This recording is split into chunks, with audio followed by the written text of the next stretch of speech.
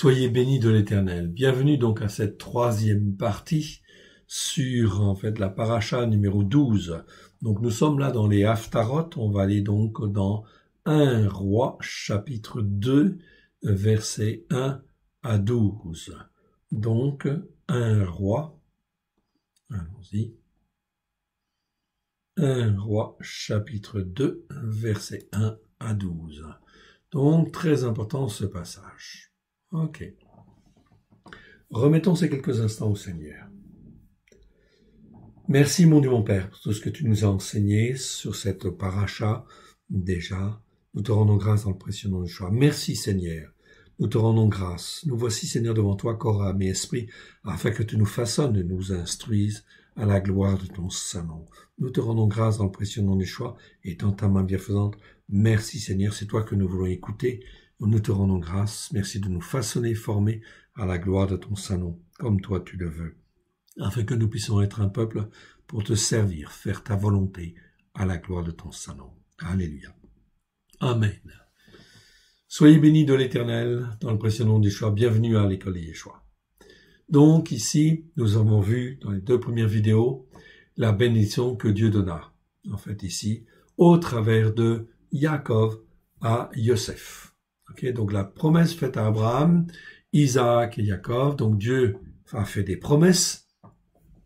Ces promesses ont été faites à Abraham, elles ont été transmises à Yitzhak, elles ont été transmises à Jacob, et elles ont été transmises à Yosef, aussi, et à Yosef au travers de ces deux fils qui sont Éphraïm et Manassé.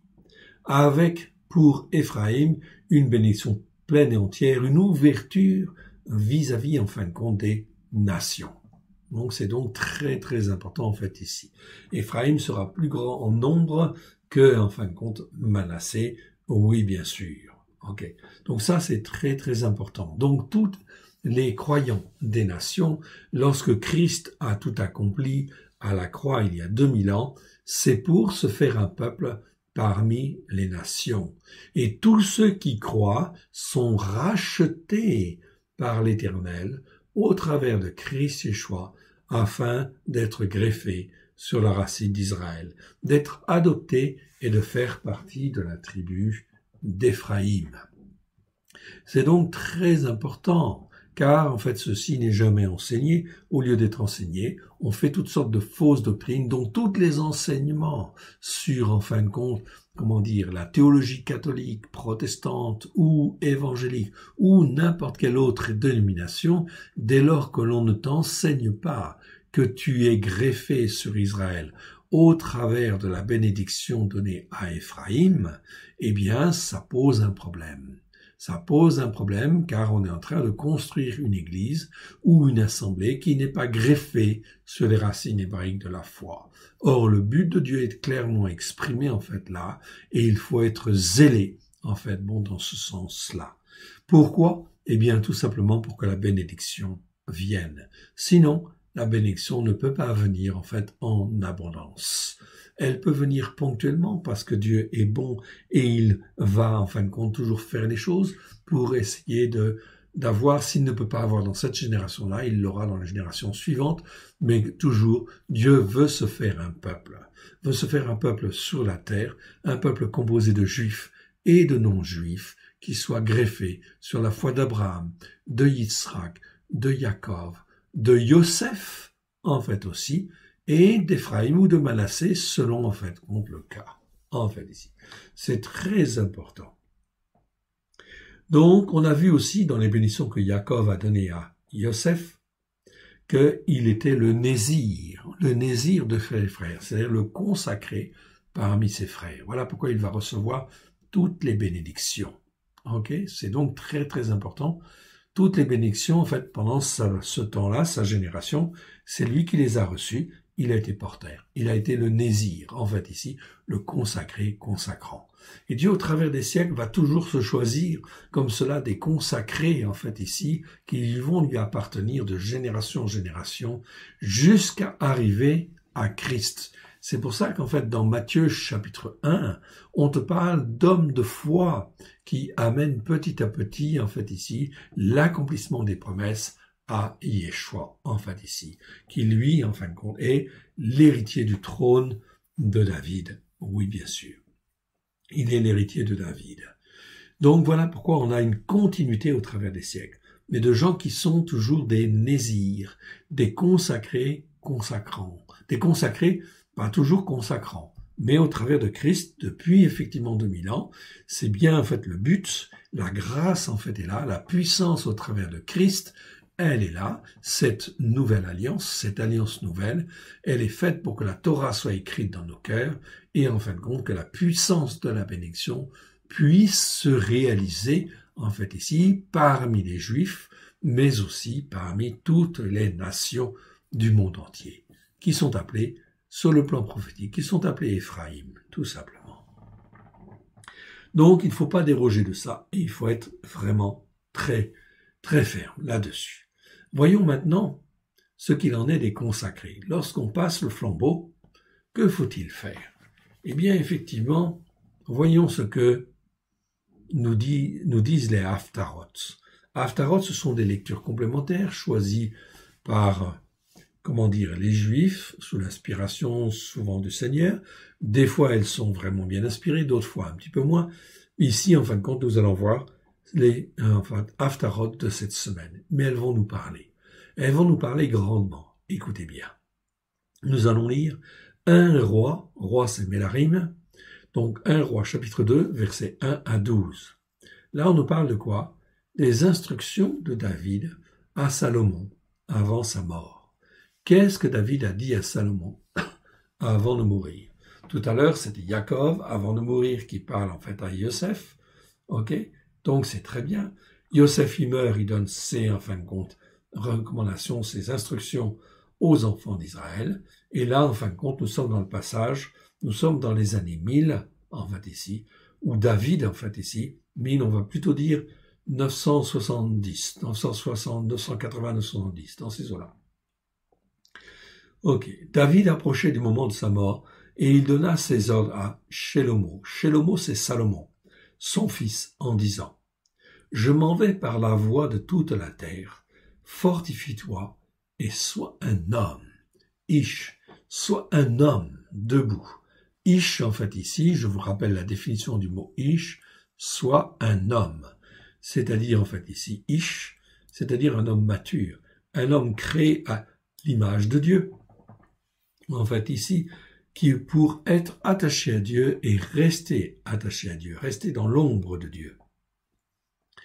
Dans l'ombre de Dieu, c'est-à-dire apprendre pleinement la soumission et l'obéissance et la soumission, en fait aussi. Donc, c'est ce que Salomon va faire dans un premier temps, en fait, de sa vie. Il va rester, en fait, très attaché à Dieu et la bénédiction va être grandiose, grandiose. Ok. C'est pour ça qu'on va écouter, en fait, David. Qu'est-ce que David dit à son fils Salomon? Cela nous intéresse, parce que cela nous instruit sur ce que nous devons être, en fait, nous-mêmes, si nous voulons, en fait, recevoir la bénédiction pleine et entière. Il n'y a pas eu de roi qui ait été béni, en fait, ici, sur la terre, comme, en fait, Salomon a été béni. En sagesse, en intelligence, mais aussi en richesse, etc. Ok, il a tout reçu, en fait, ici, quelque part. Est-ce qu'il est resté ferme pour autant? Non, malheureusement. Et oui, le cœur de l'homme est faillible.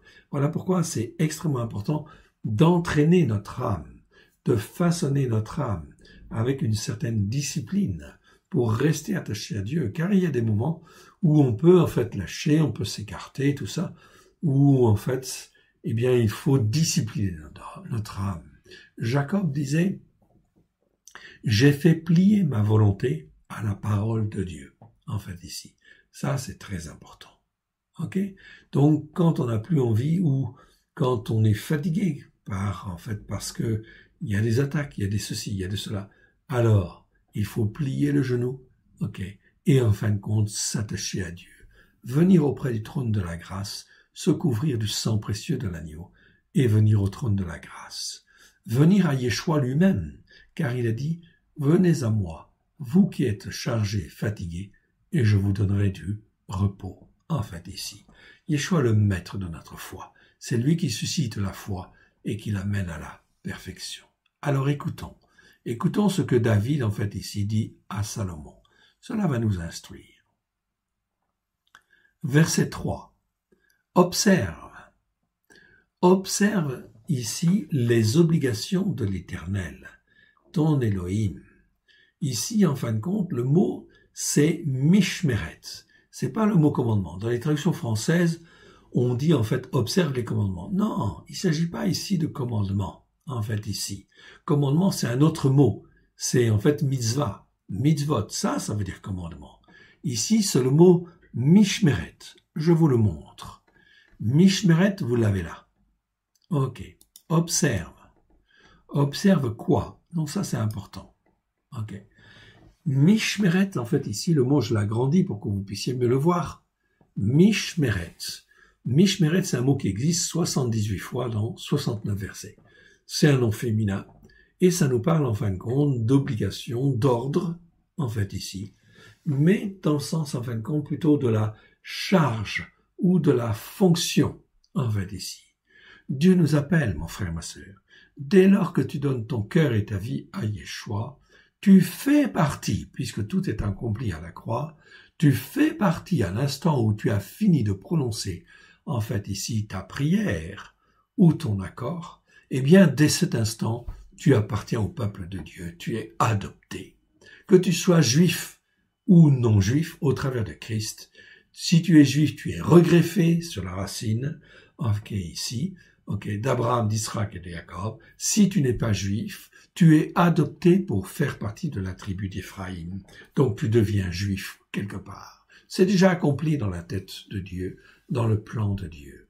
Mais bien sûr, tu ne l'as pas réalisé dans ta tête encore pleinement et dans ton cœur. Voilà pourquoi il faut passer un certain nombre d'épreuves, etc. Mais Dieu va te donner une charge, une fonction, en fait, ici. Et ta première charge, ta première fonction, c'est bien sûr, en fait, d'apprendre, d'écouter et de mettre en pratique. C'est en fait ici une charge, en fait ici, une fonction, mishmeret. C'est pour ça qu'en fait ici, on devrait aussi dire, et ce serait une bonne traduction, dire en fait, je diminue pour que tout en fait paraisse à l'écran, observe mes charges, ou mes fonctions, ou le travail que je te donne, en fait ici, ok? Le travail que je te donne, ok? Observe le travail que je te donne, ok? Le travail de l'Éternel, ton Elohim. En faisant quoi? Eh bien, en marchant dans ses voies. Oui, bien sûr. Là, c'est le mot d'erreur. Donc, en marchant dans ses voies, pas à côté, dans ses voies qui sont décrites dans la Torah. Oui. En gardant ses règles. C'est-à-dire ici, on va parler de ruka. En fait, ici, c'est le mot règle. Toutes les règles qui sont écrites dans la Torah, eh bien, tu dois apprendre à les respecter. Est-ce que tu les connais au début? Non. Ok. En fait, est-ce que tu connais, en fin de compte, tu connais les fêtes de l'Éternel? Non. Donc, il te faut les découvrir et il te faut les mettre en pratique. Bien évidemment. En fait, ici, ça fait partie des règles. Ces commandements-là, on va vraiment avoir le mot mitzvah. Mitzvah, mitzvot, qui veut dire commandement. C'est un des mots qui, en fin de compte, ici, n'a pas changé entre l'Ancien Testament et le Nouveau Testament. C'est toujours le même sens. En grec, ça s'appelle entolé, mais ça a le même sens que mitzvah, en fait, en hébreu. C'est commandement. C'est un des mots qui, en fait, ici, traverse toute la Bible et qui, la plupart du temps, je dis bien, la plupart du temps, est bien traduit par commandement. Sauf quelques exceptions, comme là, ici, où on déforme le mot et on le traduit par ordonnance. Non. Qu'on traduise mishpat par jugement ou ordonnance, d'accord. Mais mitzvah, non. Mitzvah, c'est un commandement. Comme, par exemple, le 4e commandement, observe le Shabbat, en fait ici, pour le sanctifier, le mettre à part. Ça, c'est un commandement, en fait ici. Ok?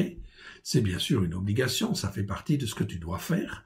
Pourquoi? Parce que ça va servir, ça va t'aider, te former, te façonner, mais ça va servir de témoignage en fait aux autres. Tu n'appartiens pas à la théologie du remplacement. Tu ne fais pas le dimanche. Donc, tu n'es pas en fin de compte dans l'idolâtrie. Donc, tu n'appartiens pas à autre, en fait, une autre personne, à un autre Dieu. Tu appartiens à Dieu. Quand tu fais le Shabbat, eh bien, en fait, tu apprends à faire le Shabbat. Eh bien, c'est très bien. Parce que Dieu, en fin de compte, dit que le Shabbat, c'est un signe d'alliance entre nous et lui, en fait, ici. Entre chacun de nous et lui. C'est donc très important, fondamental. Bien sûr, on ne sait pas tout aujourd'hui, au début, quand on commence. Alors, en fait, ici, la grâce est là. L'amour de Dieu, l'amour de Christ est là. La grâce est là. La longanimité de Christ est là pour pardonner nos erreurs, nos manquements et nos faiblesses. Mais nous devons apprendre afin de façonner notre âme. Car si notre âme n'est pas façonnée, si notre cœur n'est pas façonné, alors on va faire quoi? N'importe quoi. On ne sera jamais un Nésir, on ne sera jamais encore moins un nazoréen, parce qu'on n'aura pas été formé, façonné. Ensuite, on te parle en fait ici de jugement. Donc je viens en fait sur ces deux mots. Ruka en fait ici, vous l'avez ici, je vous le montre. Ici c'est ruka. Ruka, ça veut dire en fait qu'on ne sait pas traduire par loi. Loi, c'est roc. Donc on va utiliser un autre mot français pour dire en fait des règles que Dieu a instituées ou des règles que toi tu t'institues. Parce que tu veux rester ferme, attaché à Dieu, tu vas te discipliner, donc tu vas mettre des règles. Et ça c'est très bien. Le tout c'est que ces règles n'étouffent pas ta foi. Ça c'est très important. Attention. Ok. Donc trop de règles ça étouffe.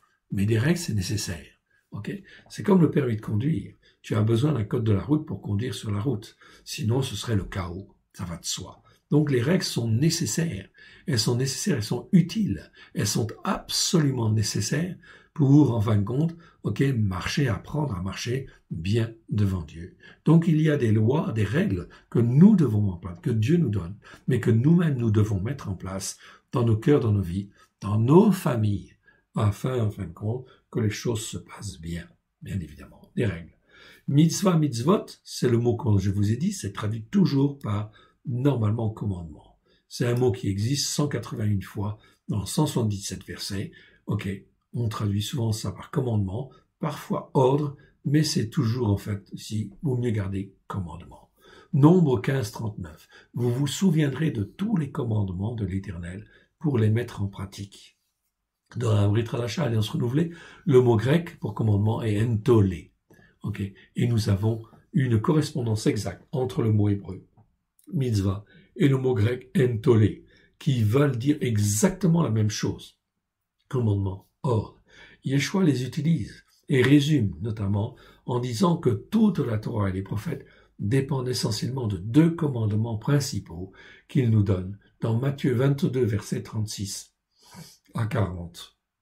Maître, quel est le plus grand commandement de la loi, de la Torah?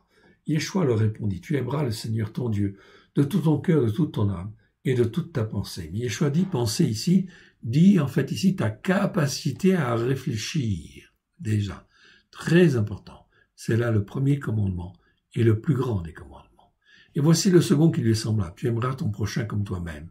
De ces deux commandements, dépendent toute la Torah et les prophètes.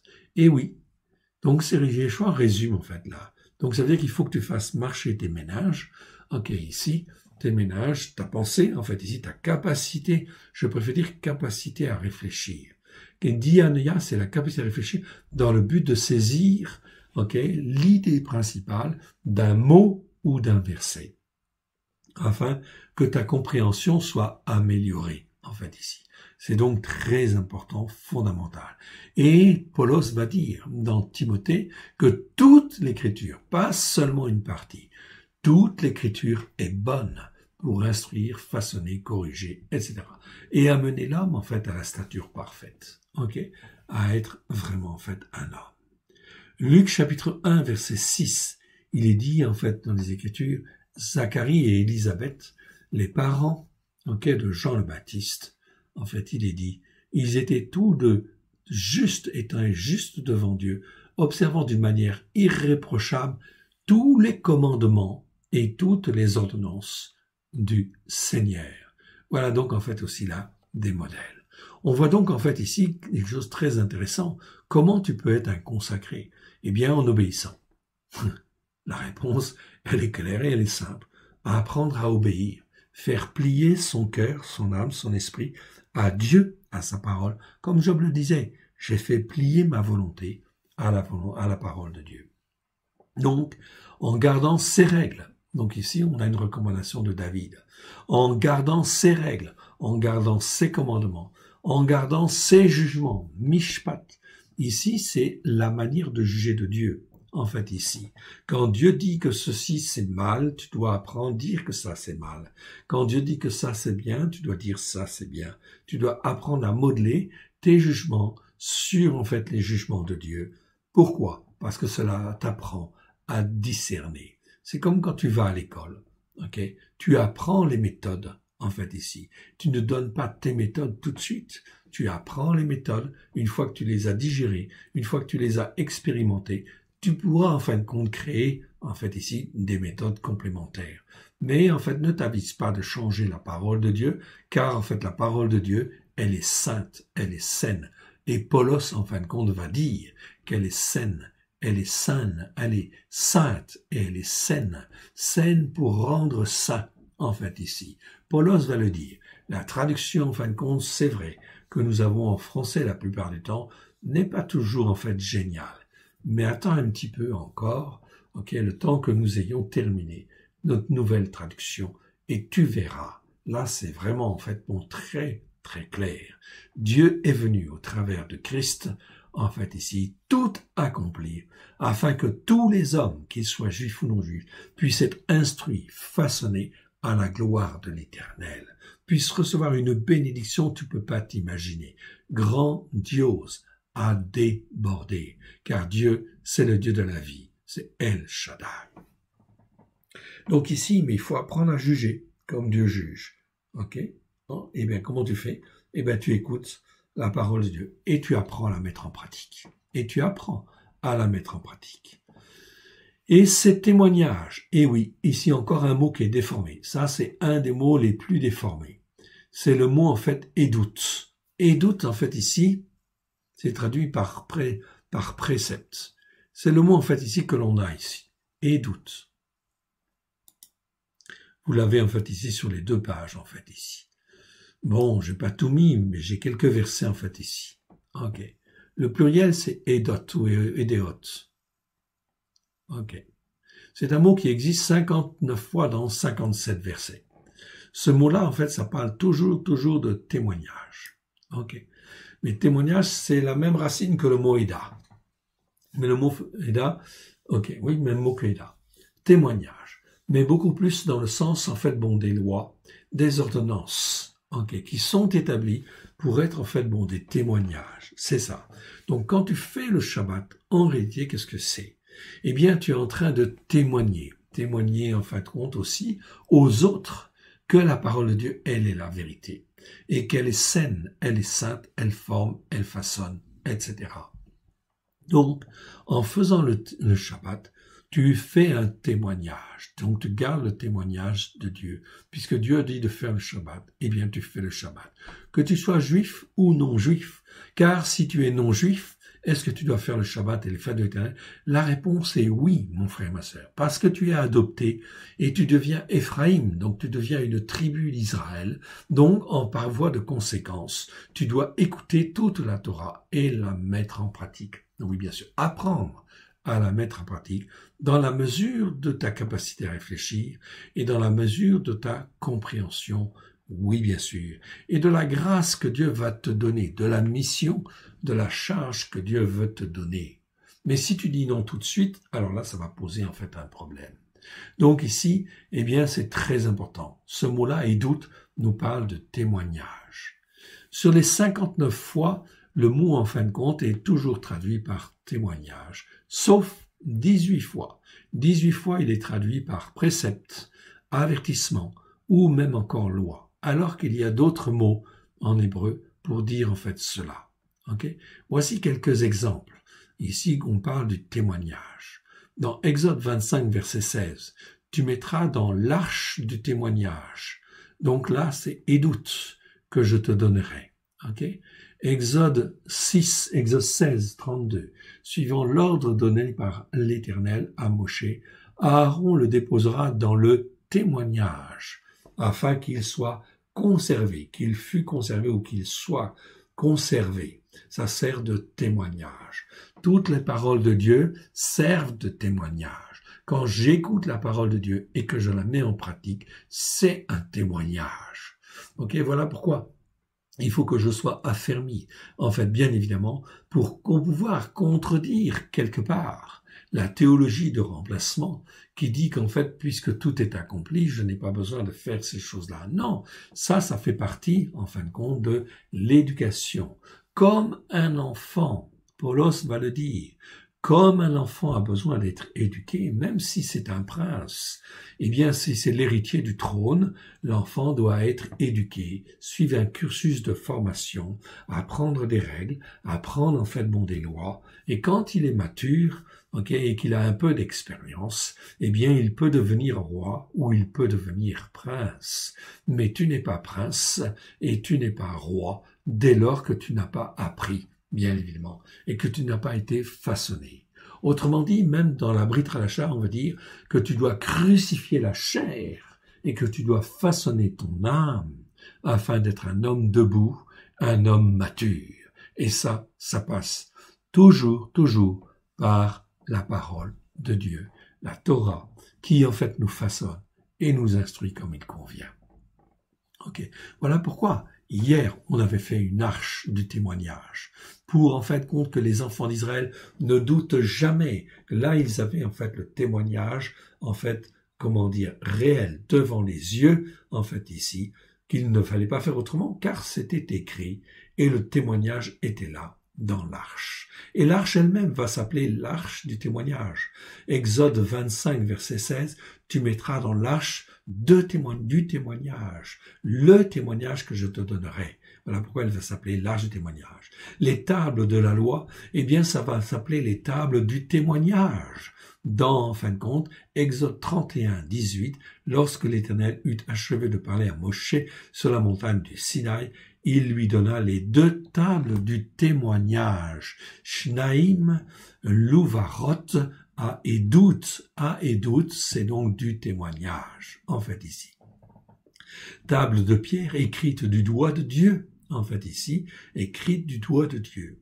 Ok, Exode 32, verset 15, Moshe retourna et descendit de la montagne les 2 tables du témoignage, qui servent de témoignage dans sa main, en fait ici. Edout, ça veut dire témoignage. Ici, donc, dans le verset, en fait ici, nous devons garder, en fait ici, le témoignage, les témoignages de l'Éternel. C'est ça qu'on est en train de dire, pas les préceptes. On s'en fout, il y a d'autres mots pour dire, en fait, précepte ou commandement. Ici, on essaie de garder les témoignages de Dieu. Tu veux être un témoin de Dieu? Alors garde, en fait, la parole de Dieu et mets-la en pratique avec grâce et vérité. Fais simplement cela, ok? Proclame-le même avec la bouche, etc. Ça, tout cela, c'est très sain. Et c'est très bon, bien évidemment, et c'est ce que tu dois faire. Car le reste, c'est Dieu qui va le faire. C'est lui qui va disposer les cœurs, et sa parole, en fin de compte, va courir, et elle ne remonte pas au ciel sans avoir accompli la volonté de Dieu. Il y a une puissance derrière cela, extraordinaire, lorsque nous rentrons dans l'obéissance et la soumission ici. Donc le Seigneur, en fait, ici, nous dit exactement la même chose. En fait ici, comme en fait ici David disait à son fils Salomon, observe les charges, les fonctions, le travail que je te donne, le travail de l'Éternel, ton Dieu, en marchant dans ses voies, selon ce qui est écrit dans la Torah de Moshe, afin que tu réussisses, dans tout ce que tu feras, partout où tu te tourneras. Donc il y a bien une condition en fait ici, en fait, sine qua non. Comme cela, je peux devenir un nésir, un consacré parmi mes frères, bien évidemment, en fait ici. Afin que l'Éternel accomplisse cette parole qu'il a prononcée sur moi, si tes fils prennent garde à leur voie, en marchant avec vérité, c'est pas fidélité ici, c'est le mot émet, avec vérité devant moi, de tout leur cœur, ok, c'est-à-dire de leur cœur physique, mais de leur émotion en fait ici, ok, de leurs sentiments, de toute leur âme.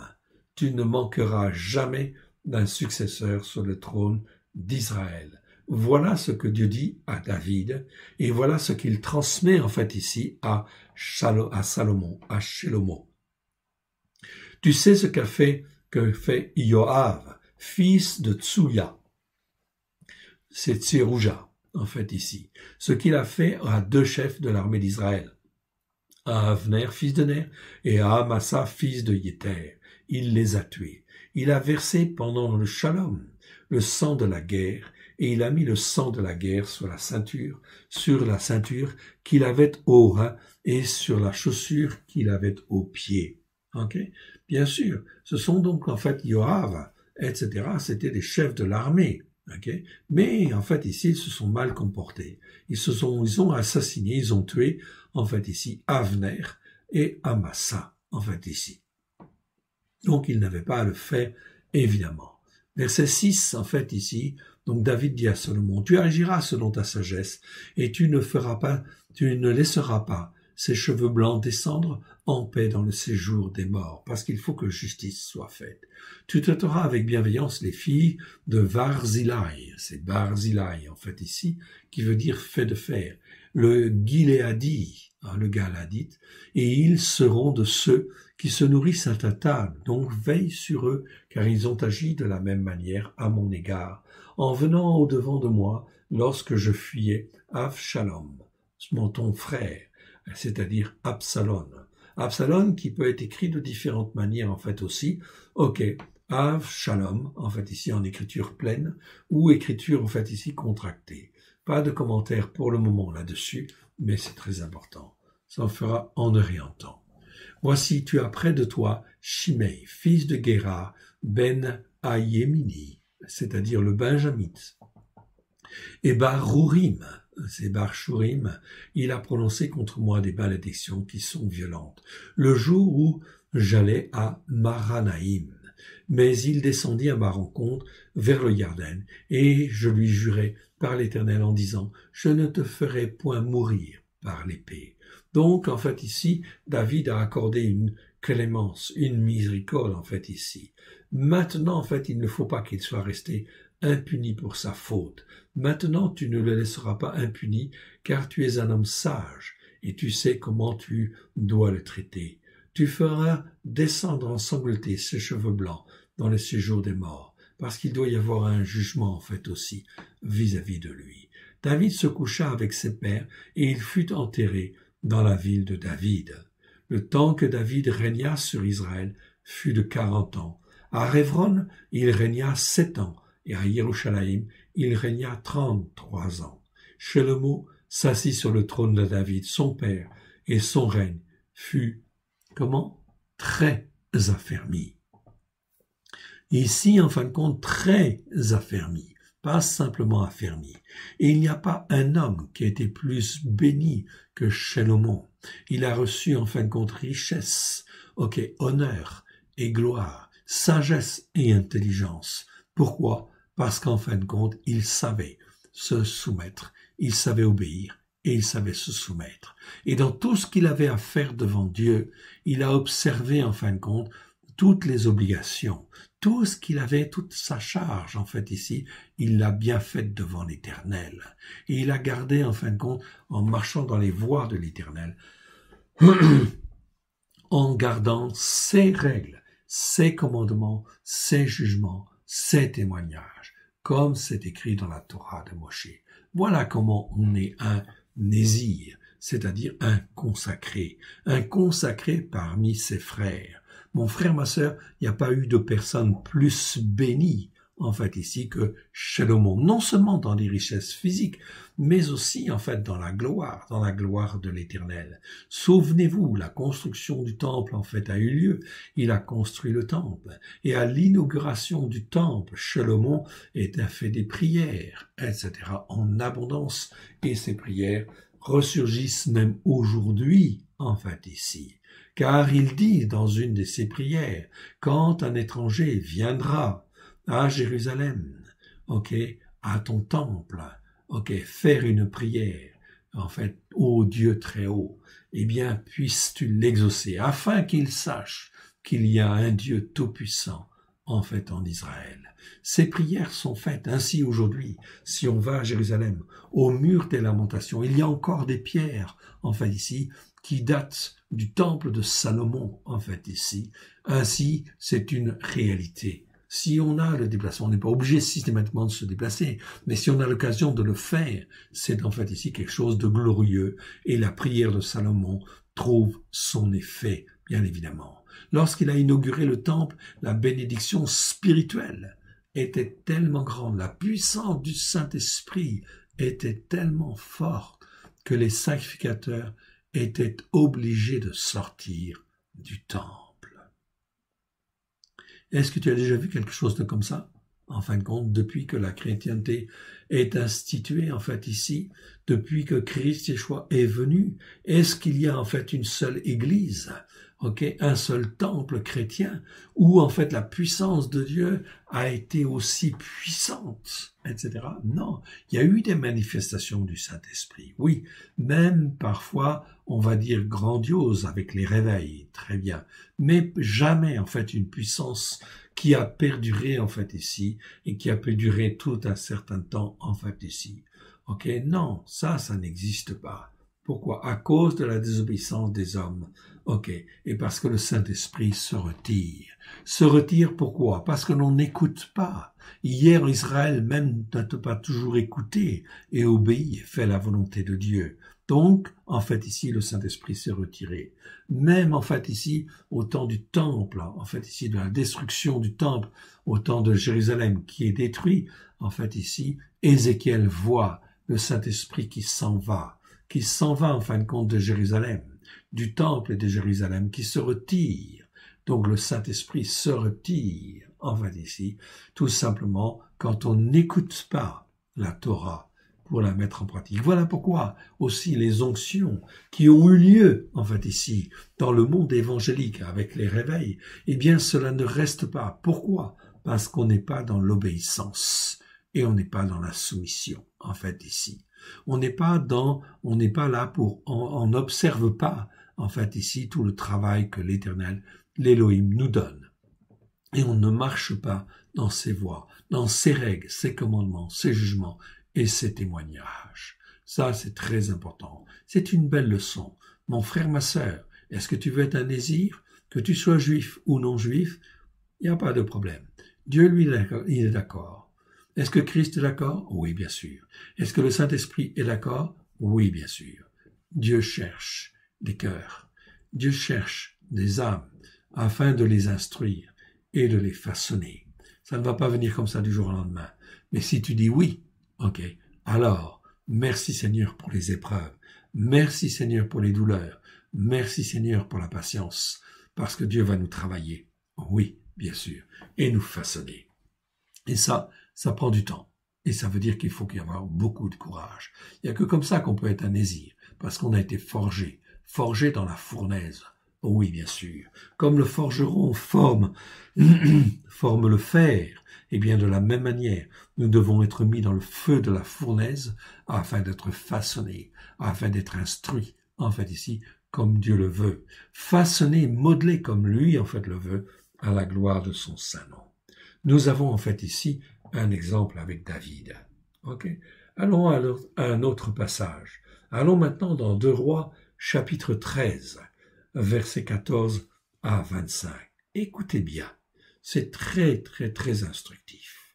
Donc ici, on va dans 2 Rois, chapitre 13, versets 14 à 25. 14 à 25, qu'est-ce que cela nous dit? C'est un passage, en fait, avec Élisée. Élisée, c'est Élisha. Qu'est-ce que nous dit, en fait, Élisée ici? Qu'est-ce qu'on apprend au travers d'Élisée? Même chose, un témoignage. Élisée va mourir. Comme Jacob est mort, en fait, ici, il a donné des instructions. Yosef meurt, il donne des instructions. David, en fait, meurt, il donne des instructions pour la suite. Élisée, en fait, meurt, il va donner des instructions. Élisha était atteint de la maladie dont il mourut. Et pourtant, c'était un prophète de Dieu qui a une puissance extraordinaire. Et il a été touché par la maladie. Pourquoi? Parce que Dieu l'a permis, parce que c'était son temps de mourir. C'était fini le temps, en fait, d'agir pour Élisha. en fait ici, Élisée, était atteint de la maladie dont il mourut. Ok, donc on précise ça. Ça montre la souveraineté de Dieu. Est-ce qu'en fin de compte, Élisée en a voulu à Dieu? Non. Ok. Est-ce que ça lui posait un problème? Non. Il était entièrement soumis, entièrement obéissant à l'Éternel, entièrement soumis. Était atteint de la maladie dont il mourut. Et Joach c'est Joas, roi d'Israël. Attention, parce qu'il y a aussi un Joas qui est un roi de Juda, hein, mais ici c'est Joach, le roi d'Israël, descendit vers lui, pleura sur son visage, et il dit « Mon père, char d'Israël et sa cavalerie ».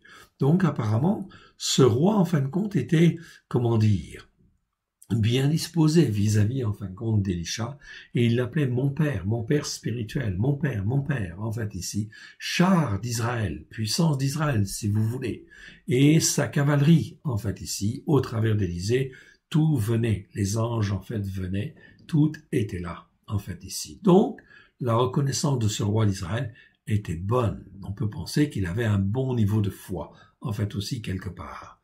Un niveau de foi, ok, un certain niveau de foi.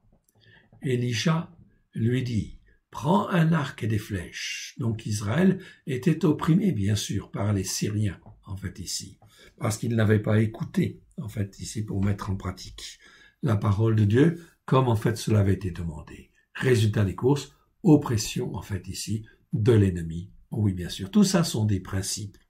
Tout ça sont des principes. L'oppression, Dieu le permet. Pourquoi? Parce qu'il veut nous apprendre toujours l'obéissance et la soumission. Si, en fin de compte, je me rends obéissant et je me rends soumis, bien sûr que je vais avoir des épreuves, mais Dieu va être là, il va m'aider. Et ce sera moins difficile, en fait, ici. Mais si, par contre, j'ai de la rancune, de l'amertume, etc., ou de l'orgueil dans mon cœur, alors là, Dieu le sonde le cœur, sonde les reins. Ok. Et là, en fin de compte, eh bien, il va travailler ça. Donc, Élisée va donner des recommandations à Joach, Joas, pour qu'il puisse être délivré, en fait, ici, selon la grâce de Dieu. Et Élisha dit au roi d'Israël, bande ton arc avec ta main. Et quand il l'eut bandé de sa main, Élisha mit ses mains sur les mains du roi. Donc, le roi, il fait comme ça. Et en fin de compte, Élisée, il part derrière, il met ses mains sur les mains, en fin de compte, du roi, pour que l'onction, en fin de compte, qu'il a, puisse être, en fait, puissante. Ok? C'est prophétique. C'est pas seulement un geste physique. C'est parce qu'il y a une onction, en fait, exceptionnelle sur Élisha. Et Élisha fait comme ça pour encourager, en fait, le roi. Et parce que Dieu lui a montré de faire comme cela. Je vous rappelle, en fait, ici, Élisha, s'il le fait, c'est parce que Dieu lui a montré. Il est dans une obéissance totale et une soumission totale à l'onction de Dieu, en fait, à l'obéissance à l'Éternel. C'est ça que je vous montre, en fait, ici, c'est comment être un nésir, en fait, ici. C'est-à-dire un consacré pour Dieu. Ça passe par l'obéissance et la soumission à l'Éternel Dieu. Ok. Verset 17. Et il dit, ouvre la fenêtre à l'Orient. Donc, tu te places vers l'Orient, ok? Et il l'ouvrit, ok? Il dit, ouvre la fenêtre à l'Orient, et il l'ouvrit. Donc, en fait, ici, le roi était obéissant, en fait, ici. Obéissant. Il l'ouvre, en fait, ici. Élisha dit, tire, et il tira, ok? Et il tira, ok? Donc ici, c'était la puissance, en fait, ici, avec les mains, en fait, d'Élisha, en fait, ici. Élisha dit, c'est une flèche de victoire. Donc Élisha dit, ensuite, ici, c'est pas une flèche de délivrance, non, c'est une flèche de victoire. Téchoua, en fait, ici, de la part de l'Éternel. Le mot téchoua, en fait, ici, est très important. C'est le mot Yeshua, mais c'est la même chose que le mot Yeshua. Mais au lieu de commencer par un yod, ça commence par un tav. Ça veut dire, en fin de compte, c'est la délivrance accomplie, ou la victoire, en fait, ici. Ou l'accomplissement, en fait, ici, du salut plein et entier, ou de la délivrance. Mais c'est plutôt, en fin de compte, ici, toujours une victoire, ou une réalisation pleine et entière. Ce mot n'est pas très bien traduit. en fait, ici, malheureusement. Vous en avez là tout un certain nombre d'exemplaires, tout un certain nombre de versets, pardon. Ce mot-là existe 34 fois dans 32 versets et il est très précieux. Car dans nos Bibles, eh bien, chaque fois que vous avez, en fait, ici, ce mot-là, il faut le changer, il faut, au lieu de dire, ça, des fois c'est traduit par secours, ou délivrance, ou salut, ou victoire, c'est des fois. Ok, mais c'est rare. Mais ça veut dire victoire. Ok, donc à chaque fois, je vous suggère dans ces versets de corriger en fait ici le mot et de mettre en fait victoire à la place. Comme en fin de compte ici dans Juge 15, 18, on te parle de délivrance, non, c'est mieux de dire victoire. Dans 1 Samuel 11, 9, c'est mieux victoire que secours. En fait ici, 1 Samuel 11, 13, c'est mieux victoire que délivrance. En fait ici, parce que c'est une délivrance accomplie. Yeshua, ça veut dire délivrance. Ça, on est d'accord. Ça pose pas de problème. Donc, il faut pas confondre Yesha, Yeshua et Teshua. Yesha, ça nous parle du salut. Yeshua, ça nous parle de la délivrance. Voilà pourquoi Yeshua porte notre Seigneur, porte le nom de Yeshua, parce qu'il est notre délivrance, en fait ici. Et Teshua, c'est la victoire, en fait ici, ou la délivrance accomplie. Dans 2 Samuel 19, 2, c'est bien marqué victoire. Ok, très bien. Ok, c'est bon. Ici, dans 2 Samuel 23, 10, c'est marqué délivrance, ce serait mieux victoire. 2 Samuel 23, 12, ce serait mieux victoire en fait également, etc. Je vous laisse continuer.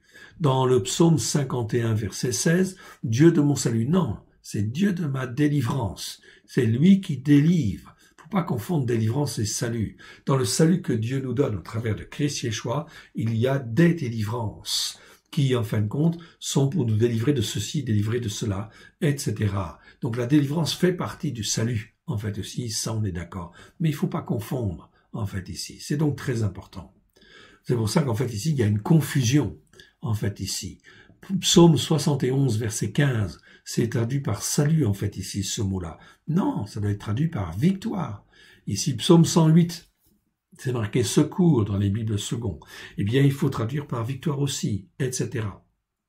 Dans le psaume 119, verset 41, c'est traduit par salut. Non, c'est pas Yesha, c'est Teshua, c'est un salut accompli, c'est une victoire, en fait, ici. Donc, on devra traduire par victoire. Ok, je vous laisse en fait ici le reste, c'est trop important. C'est un des mots très importants.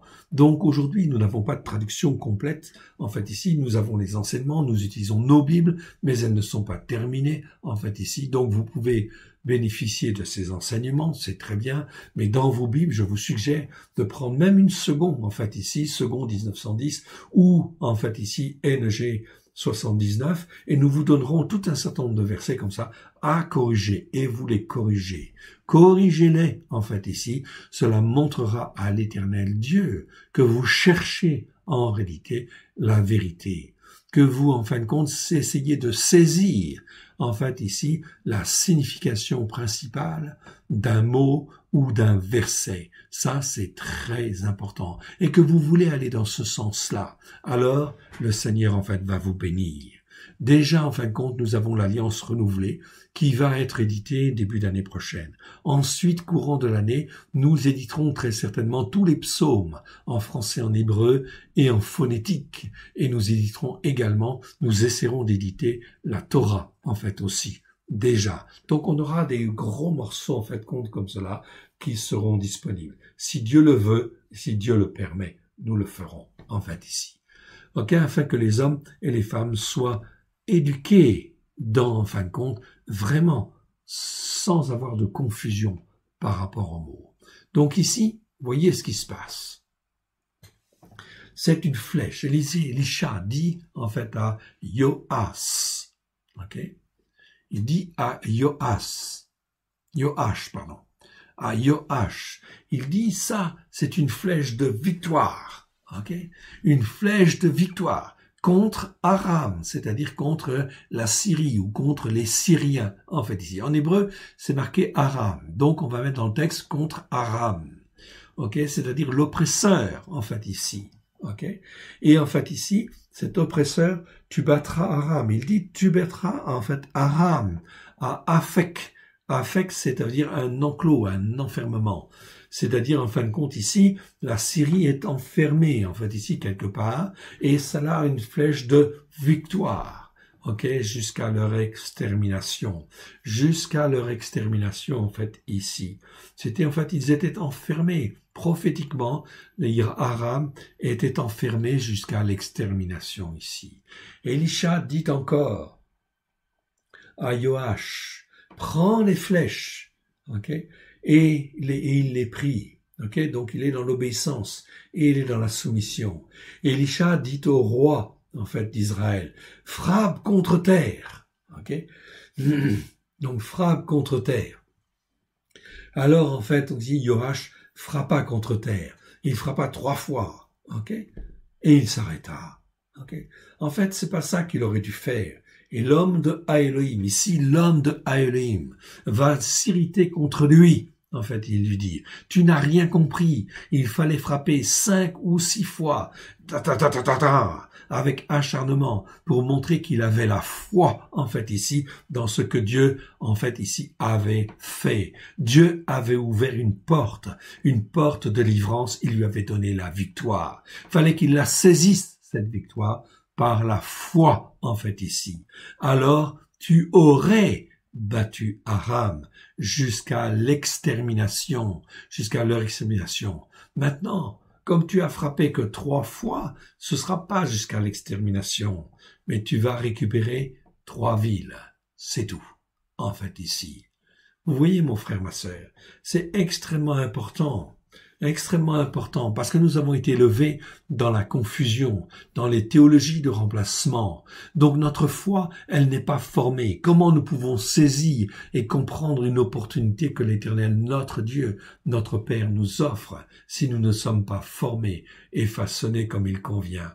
Voilà pourquoi je vous encourage à faire, en fait, ici, comme David le disait à Salomon, d'écouter, en fait, ici, ce que Dieu, en fait, ici, nous donne à faire dès lors qu'on donne son cœur et sa vie à Yeshua, c'est d'être déjà un témoin pour lui. C'est déjà de montrer que l'on écoute la Torah et qu'on la met à la pratique, qu'on écoute les commandements de Dieu et qu'on apprend à juger comme Dieu juge. En fait, ici, cela doit servir de témoignage. Mon frère, ma sœur, est-ce que tu vas être zélé dans ce sens-là? Est-ce que tu vas taper, en fait, des flèches, en fait, ici, que Dieu te donne, car il te donne au travers de Christ Yeshua, il a tout accompli il y a 2000 ans, en fait, la porte est ouverte, c'est une porte de victoire, en fait, ici, pleine et entière, que Dieu te donne pour ta vie. Alors, qu'est-ce que tu vas faire? Est-ce que tu vas te contenter de quelques petites victoires, ou est-ce que tu veux vraiment, en fin de compte, une victoire pleine et entière de l'Éternel, notre Dieu? Mon frère, ma sœur, c'est là un challenge. Comment tu vas marcher? Par la foi. Ok? Voilà pourquoi nous devons nous débarrasser de ces théologies de remplacement qui nous font, en fin de compte, réfléchir de travers. Regardez, en fait, ce qui est dit, écrit, en fait, à la suite. Élisha mourut et on l'enterra. Ok? L'année suivante, les troupes de Moabim pénétrèrent dans le pays. Et comme on enterrait un homme, voici, on aperçut une de ces troupes et l'on jeta l'homme dans le sépulcre d'Élisha. Donc, dans la tombe d'Élisha, le sépulcre d'Élisha, l'homme, en fin de compte, qui avait été tué, en fait, ici, ok, il est mort. Eh bien, en fin de compte, on l'enterra. Et en fait, l'homme, en fait, toucha les os d'Élisha. Mais Élisha, il y avait une telle onction, en fait, ici. Pourtant, cette onction ne l'a pas permis de guérir, parce que c'était pas le temps de Dieu. Le but, c'était pas qu'il guérisse. Mais ici, en fait, c'est pour montrer que l'onction d'Élisha était là, pour faire la volonté, en fait, de Dieu. Et cet homme-là, en fin de compte, comme il a touché les os d'Élisha, il reprit vie et il se leva sur ses pieds. Il est ressuscité des morts. La puissance de la vie qui était dans l'onction d'Élisha, la puissance de la victoire sur la mort était là, bien évidemment. Vous voyez ce que, en fait, ici, le roi d'Israël a loupé. Il a loupé, en fait, Joach a loupé une belle opportunité quelque part. Mes frères, mes sœurs, si nous ne sommes pas formés comme il convient, nous loupons, en fin de compte, toutes plein de sortes d'occasions que l'Éternel nous donne, veut nous donner, car il est, comme il l'a dit, comme Jacob le répète, il l'a dit en fin de compte aussi à son fils, en fait ici, Yosef, c'est ici le Dieu tout-puissant, le Dieu qui donne la vie et qui veut donner la vie, en fait ici. Est-ce que Dieu veut nous donner la vie? Il veut nous donner la victoire, surtout, en fait, ceux qui peuvent être nos ennemis, en fait ici. Eh bien sûr que oui, nos ennemis spirituels. D'abord, en fait ici. Ça, c'est très important. Ok? Nos ennemis, c'est d'abord, en fin de compte, combattre Satan. Oui, bien sûr. Ok? Principalement. Dans nos cœurs et dans nos vies. Mais si nous ne savons pas combattre déjà contre l'ennemi de nos âmes, alors le Seigneur ne peut pas nous envoyer au combat, en fait, ici, à l'extérieur. Oui, bien sûr. Mais il y a un combat, mais c'est un combat spirituel. Ce n'est jamais un combat par les armes. Jamais nous ne devons prendre les armes. Jamais nous ne devons prendre, en fait, les armes pour, en fait, ici, accomplir la volonté de Dieu. Jamais. C'est Dieu qui fait. Dieu a dit dans Zacharie, ni par force, ni par puissance, mais par mon esprit. Zacharie, je crois, c'est chapitre 6, verset 4. Ok. Zeraria. Razaël. Razaël, c'est Hazaël, roi d'Aram, avait opprimé Israël pendant toute la vie de Joachaz. Mais l'Éternel leur fit miséricorde et eut compassion d'eux. Il tourna sa face vers eux à cause de son alliance avec Abraham, Yitzhak et Jacob. Les 10 tribus du Nord se comportaient mal, et qui est appelé Israël, en fait ici, eh bien se comportait mal devant l'Éternel. Voilà pourquoi l'ennemi était aux portes, en fait ici, et oppressé. Mais Dieu se souvenait des promesses faites à Abraham, Yitzhak et Jacob. Et Dieu dit en fait ici, malgré le péché d'Israël, malgré la désobéissance, malgré l'insoumission, en fait ici, Dieu ne voulait pas détruire. Il dit ici, il ne voulait pas les détruire.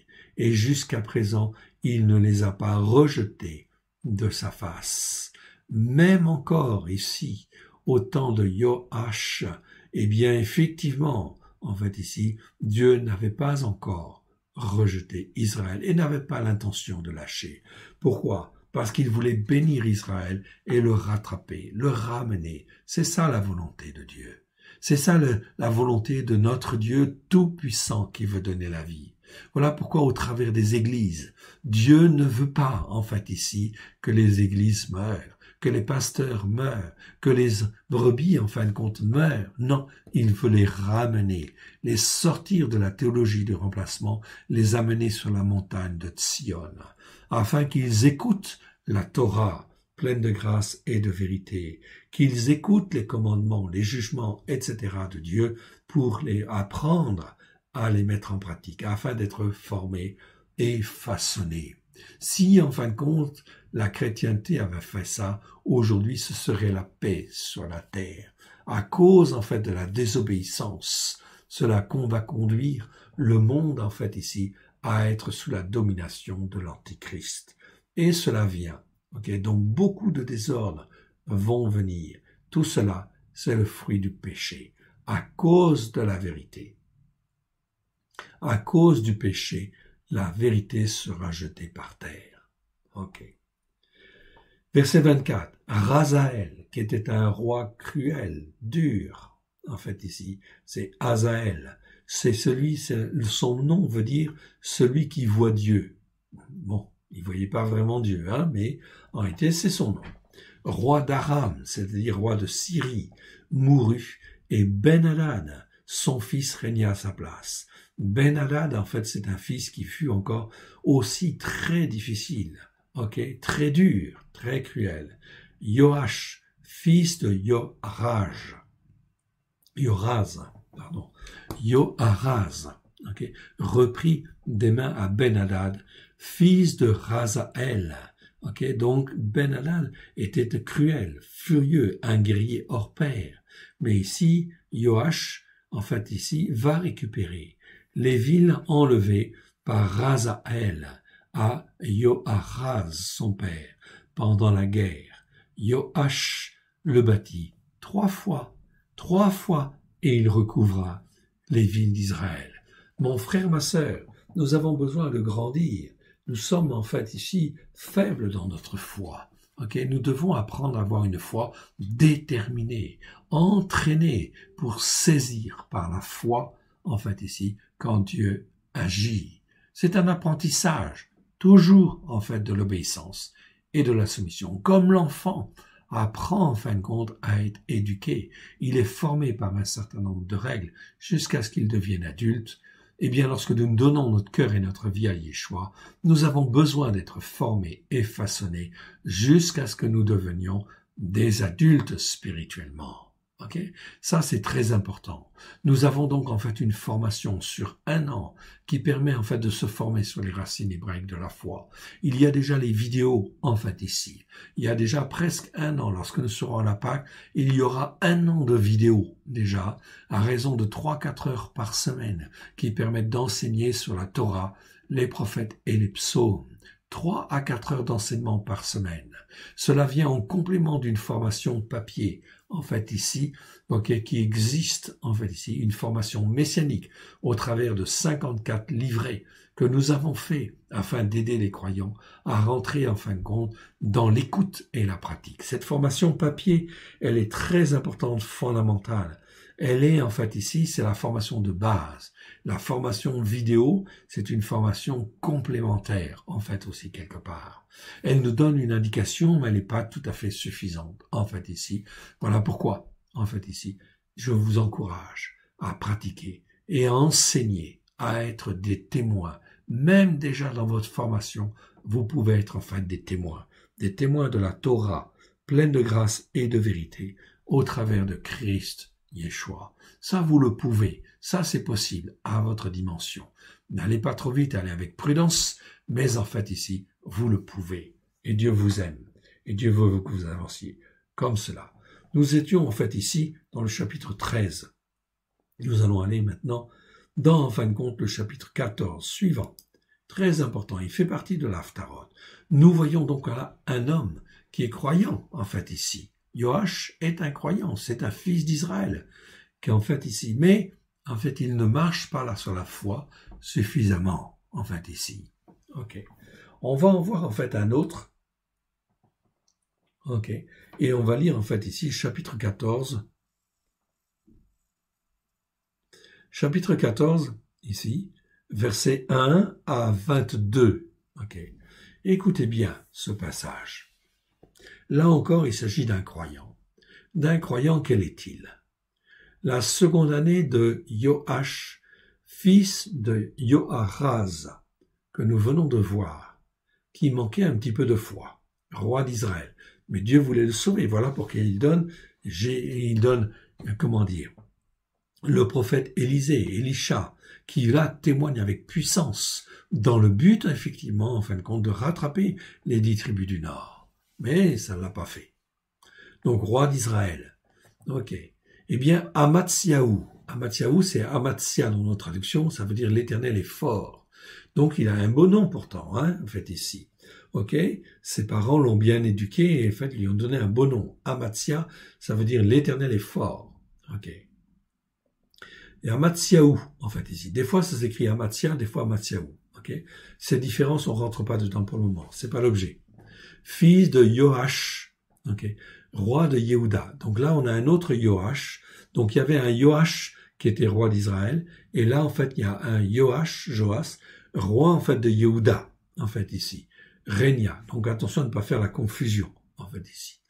Il avait 25 ans lorsqu'il devint roi. Amatsiaou avait 25 ans lorsqu'il devint roi. Il était donc, en fait, relativement jeune, pas encore assez expérimenté.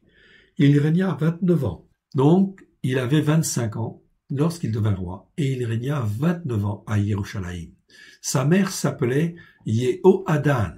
Yehoadan, Johadan, ça veut dire l'Éternel fait ses délices. Ok, donc tout ça, c'est prometteur, c'est très bien. Ok, sa mère s'appelait Yehoadan, ok, de Yerushalayim. Il fit ce qui est droit aux yeux de l'Éternel. Très bien. Mais on te dit ensuite, mais pas autant que David, son aïeul. Okay, dans nos Bibles, son père, mais c'est pas vraiment directement son père. Mais en fait, David fait partie de sa descendance. C'est un descendant de David, oui. C'est pourtant un descendant de David, on va dire ici. mais il ne fit pas autant que son aïeul. Mais il agit entièrement comme avait agi Joach son père. Donc déjà, comme on dit, il agit comme Joach son père, ça veut dire qu'en fin de compte, il a manqué un peu de foi, en fait aussi quelque part. Et il y a eu de l'idolâtrie, en fait aussi quelque part. Voilà, c'est ce qu'on est en train de dire. Verset 4, et on va te le souligner ensuite. Néanmoins, les hauts lieux ne disparurent point. Donc il n'a pas fait disparaître les hauts lieux.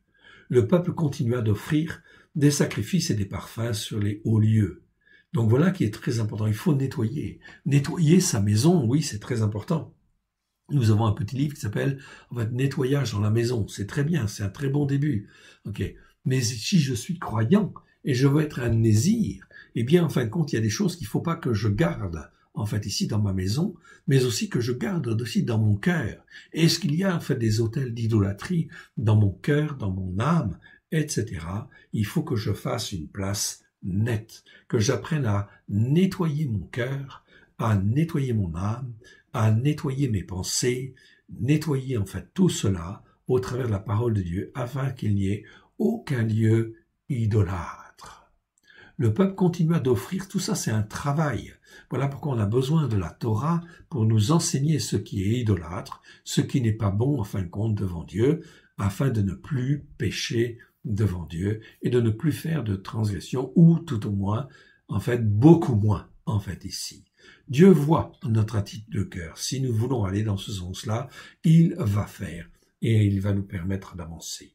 Le peuple continua d'offrir, ici, en fait, un reproche qui est fait. Le peuple continua d'offrir des sacrifices et des parfums sur les hauts lieux. Le roi devait interdire ces choses-là.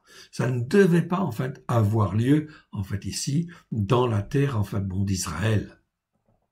Les gens font comme ils veulent, ils font les lois qu'ils veulent. Chaque nation est responsable, en fait, ici, sur son territoire, mais devant Dieu. Chacun fait comme il veut, ok? Mais ce qu'il veut, ses choix vont être déterminants. Verset 5. Lorsque la royauté fut affermie entre ses mains, en fait, ici, qu'est-ce qu'il a fait à Amatsiaou, il frappa ses serviteurs qui avaient assassiné le roi son père. Donc, en fait, ces serviteurs qui l'avaient institué, en fait, ici, ok? Eh bien, effectivement, il les assassina ici. Oh, ça, c'est pas très bon, évidemment. C'est une attitude, en fait, très mauvaise. Que ces serviteurs soient jugés, c'est normal, quelque part. Mais en réalité, ici, eh bien, c'est comme une traîtrise, quelque part, parce qu'il s'est servi d'eux, quelque part. Okay? Verset 6. Mais il ne fit point mourir les fils des meurtriers, suivant en cela ce qui est écrit dans le livre de la Torah de Moshe, où l'Éternel donne ce commandement. On ne fera point mourir les pères à cause des enfants, et l'on ne leur fera point mourir les enfants à cause des pères, mais on fera mourir chacun à cause de son péché, en fait, ici. Donc, d'accord, là-dessus, il a respecté quelque part, en fait, ici, une des règles, une des manières de juger. Quoique la méthode, la manière dont il l'a fait, n'est certainement, en fin de compte, pas très saine, quelque part. Donc voilà pourquoi, en fait, ici, entre le fait d'écouter et de mettre en pratique, comment on le met en pratique? Il faut le faire avec grâce et vérité, bien sûr. Ici, aujourd'hui, toujours, en fin de compte, dans le but, en fait, ici, d'accomplir la volonté, en fait, de Dieu, et de glorifier le Père, le Fils et le Saint-Esprit. Aujourd'hui, il y a un système judiciaire. Oui, bien sûr. Il y a, en fait, une police. Nous devons nous en rapporter à la police. Et nous en rapporter à l'autorité, en fait, ici, qui convient. Ok, ici, et l'autorité judiciaire. Bien sûr. Parce que ça doit être jugé par, en fait, ici, les instances judiciaires. Oui, bien sûr. On ne doit jamais juger par soi-même. Ok, ça c'est grave. Donc ici, Dieu le bénit quand même. Ok, il bâtit 10 000 Édomites, 10 000 d'Édom, littéralement en fait en hébreu, 10 000 d'Édom dans la vallée du Sel. Et par la guerre, il conquit Séla. Ok, donc une des villes qui est là, qui est appelée en fait comme étant le rocher. Séla, ça veut dire rocher. Et il l'appela Yokteel. Yokteel, ça veut dire c'est là une bénédiction de Dieu. Ok, donc apparemment une certaine reconnaissance vis-à-vis de Dieu, non qu'elle a conservé jusqu'à ce jour. Mais en réalité, à partir de ce moment-là, Amatzia a dérapé et dérivé. Ok? Alors Amatzia envoya des messagers à Joach. Mais qu'est-ce qui s'est passé? Un petit commentaire ici que nous avons dans les Écritures. Ok? Mais Édom fut pour Amatziaou, ici, la cause de sa chute, comme écrit dans 2 Chroniques 25, versets 14 à 17. Ce n'est pas écrit dans Roi, mais si, en fait, que celui qui cherche, eh bien, en fin de compte, peut trouver, il va aller voir la vie d'Amatzia, en fait, ici, dans Amatziaou, dans, en fait, 2 Chroniques 25, versets 14, 17. Et on te dit quoi, en fait, ici? On te dit que de retour chez lui, après avoir battu Édom, Amatzyahu, ok, donc il manque un petit S en fait ici, ben on va corriger, c'est l'avantage du direct. Donc Amatzyahu en fait ici, Amatzia, rapporta les dieux de Séhir et se les érigea en divinité, et il se prosterna devant eux. Donc Dieu lui donne une victoire sur les Édomites, ok, pour en fait ici bien montrer que les dieux en fait d'Édom ça ne servait à rien, ils ne sont pas efficaces, et Amatzyahu en fait ici, à cause de ce qu'il a de mauvais dans le cœur, eh bien va récupérer en fait ici ses idoles et les ramener. Dieu va lui faire le reproche, il va se mettre en colère. Comment est-ce que toi, en fait ici, à qui je donne une victoire, tu t'appropries en fait des dieux qui n'ont pas pu protéger en fait Édom, et en fin de compte tu vas plier le genou, tu vas te prosterner devant eux, etc. Qu'est-ce que c'est que cette idolâtrie en fait ici? C'est vraiment très mauvais. Alors Dieu se met en colère. Oui. Alors la colère de l'Éternel s'enflamma contre lui. Amatzyahu, en fait ici. Ok, donc Amatzyahu, en fait ici, on va corriger. Amatzyahu répondit avec arrogance, en fait ici. Arrogance, donc Dieu va envoyer un prophète. Ok, ici. Ok. On ne connaît pas le nom de ce prophète, mais peu importe, il a envoyé un prophète. Et en fait, Amatzyahu va répondre au prophète avec arrogance, en fait ici. Qui t'a institué, en fin de compte, sur moi pour me dire ce que j'ai à faire? A répondu avec arrogance au prophète que l'Éternel avait envoyé. Dieu envoie un prophète, pourquoi? Simplement pour, en fait, ici, corriger, pas condamner Amatzyahu, mais pour le corriger. Les prophètes, normalement, sont faits pour ça, pour ramener toujours à la Torah, ok, aux prophètes et aux psaumes, bien évidemment, en fait, ici. Ça, c'est très important.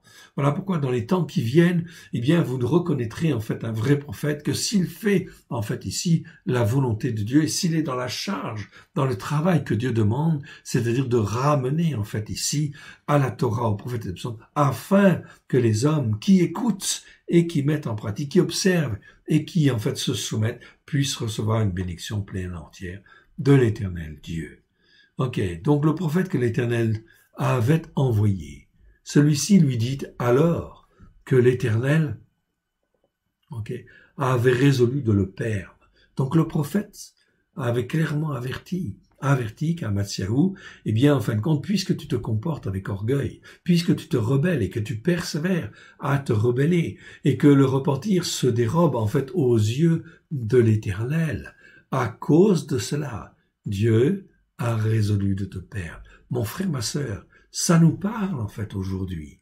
Dieu appelle à la repentance tous les pasteurs afin qu'ils reviennent à la Torah, aux prophètes et aux psaumes, afin d'apprendre à se soumettre et en fait à obéir, d'apprendre à obéir et à se soumettre à la parole de Dieu, afin que Dieu puisse agir en abondance par son Saint-Esprit. Alors Amatzyahu, entraîné par l'orgueil de son cœur, fut poussé par ses conseillers. Ok, fut poussé par l'orgueil. En fait, il consulta ses conseillers, et ses conseillers, en fait, ici, eh bien, en fait, l'ont poussé à défier Joas, roi d'Israël. Voilà. On est au verset 8. Alors, Amatzia, eh bien, en fin de compte, ici, qu'est-ce qu'il fait? Il envoya Amatzia ou Amatzyahu. Des fois, c'est Amatzia, des fois, c'est Amatzyahu. Il y a des raisons pour ça, mais c'est pas l'objet de la question de l'enseignement aujourd'hui. Amatzia envoya des messagers à Joach, fils de Yoachaz, en fait ici, fils de Yehou, en fait ici. Donc ici, c'est Yoach, fils de Yoachaz, fils de Yehou, Jéhu, en fait ici, roi d'Israël, pour lui dire, viens, voyons-nous en face, c'est-à-dire en fin de compte, ok, on va avoir une confrontation, on va parler en fait ensemble, etc. Alors Amatsiaou envoya des messagers à Joas. Ok, il dit, viens, voyons-nous en face. Et Joas, roi d'Israël, fit dire à Amatsiaou, roi de Yehuda, le buisson épineux du Lébanon, envoya dire au cèdre du Lébanon, donne ta fille pour femme à mon fils, et les bêtes sauvages qui sont au Lébanon passèrent et écrasèrent le buisson épineux. Ah, curieuse phrase en fait ici.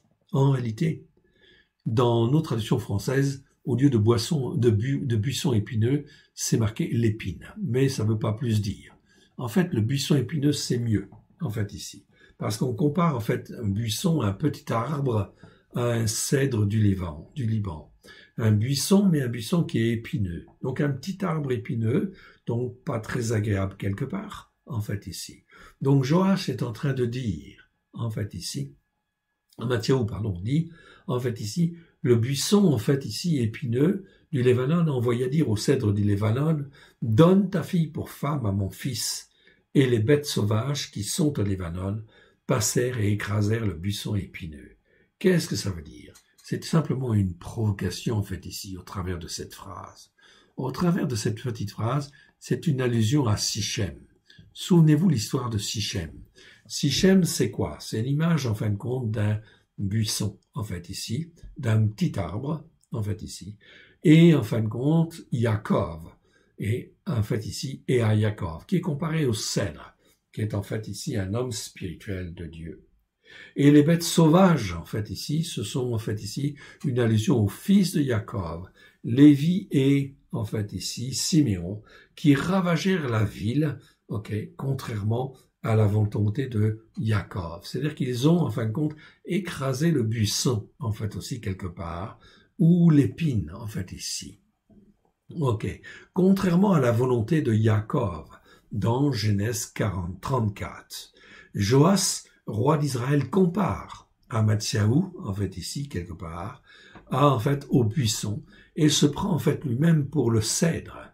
Il précise que son armée, qui cette fois-ci va être comme des bêtes sauvages, va venir écraser Amatsiaou, qui lui est comparé en fait ici à un buisson. C'est l'interprétation que Rachi, la tradition juive en fait, nous donne en fait ici. Quelque part, ce sont des mots en fin de compte ici, qui sont là en fait, non pas pour mener la paix, mais qui sont là pour envenimer.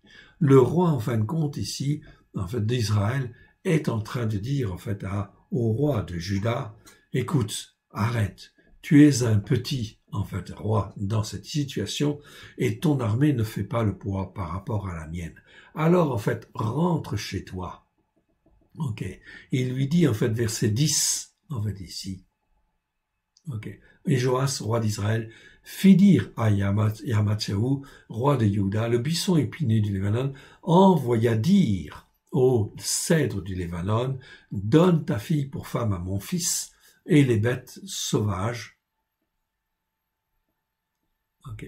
et les bêtes sauvages qui sont au Lébanon passèrent et écrasèrent le buisson épineux, en fait ici. Donc, en fait ici l'interprétation, en fait on nous donne une explication, et on comprend quand même.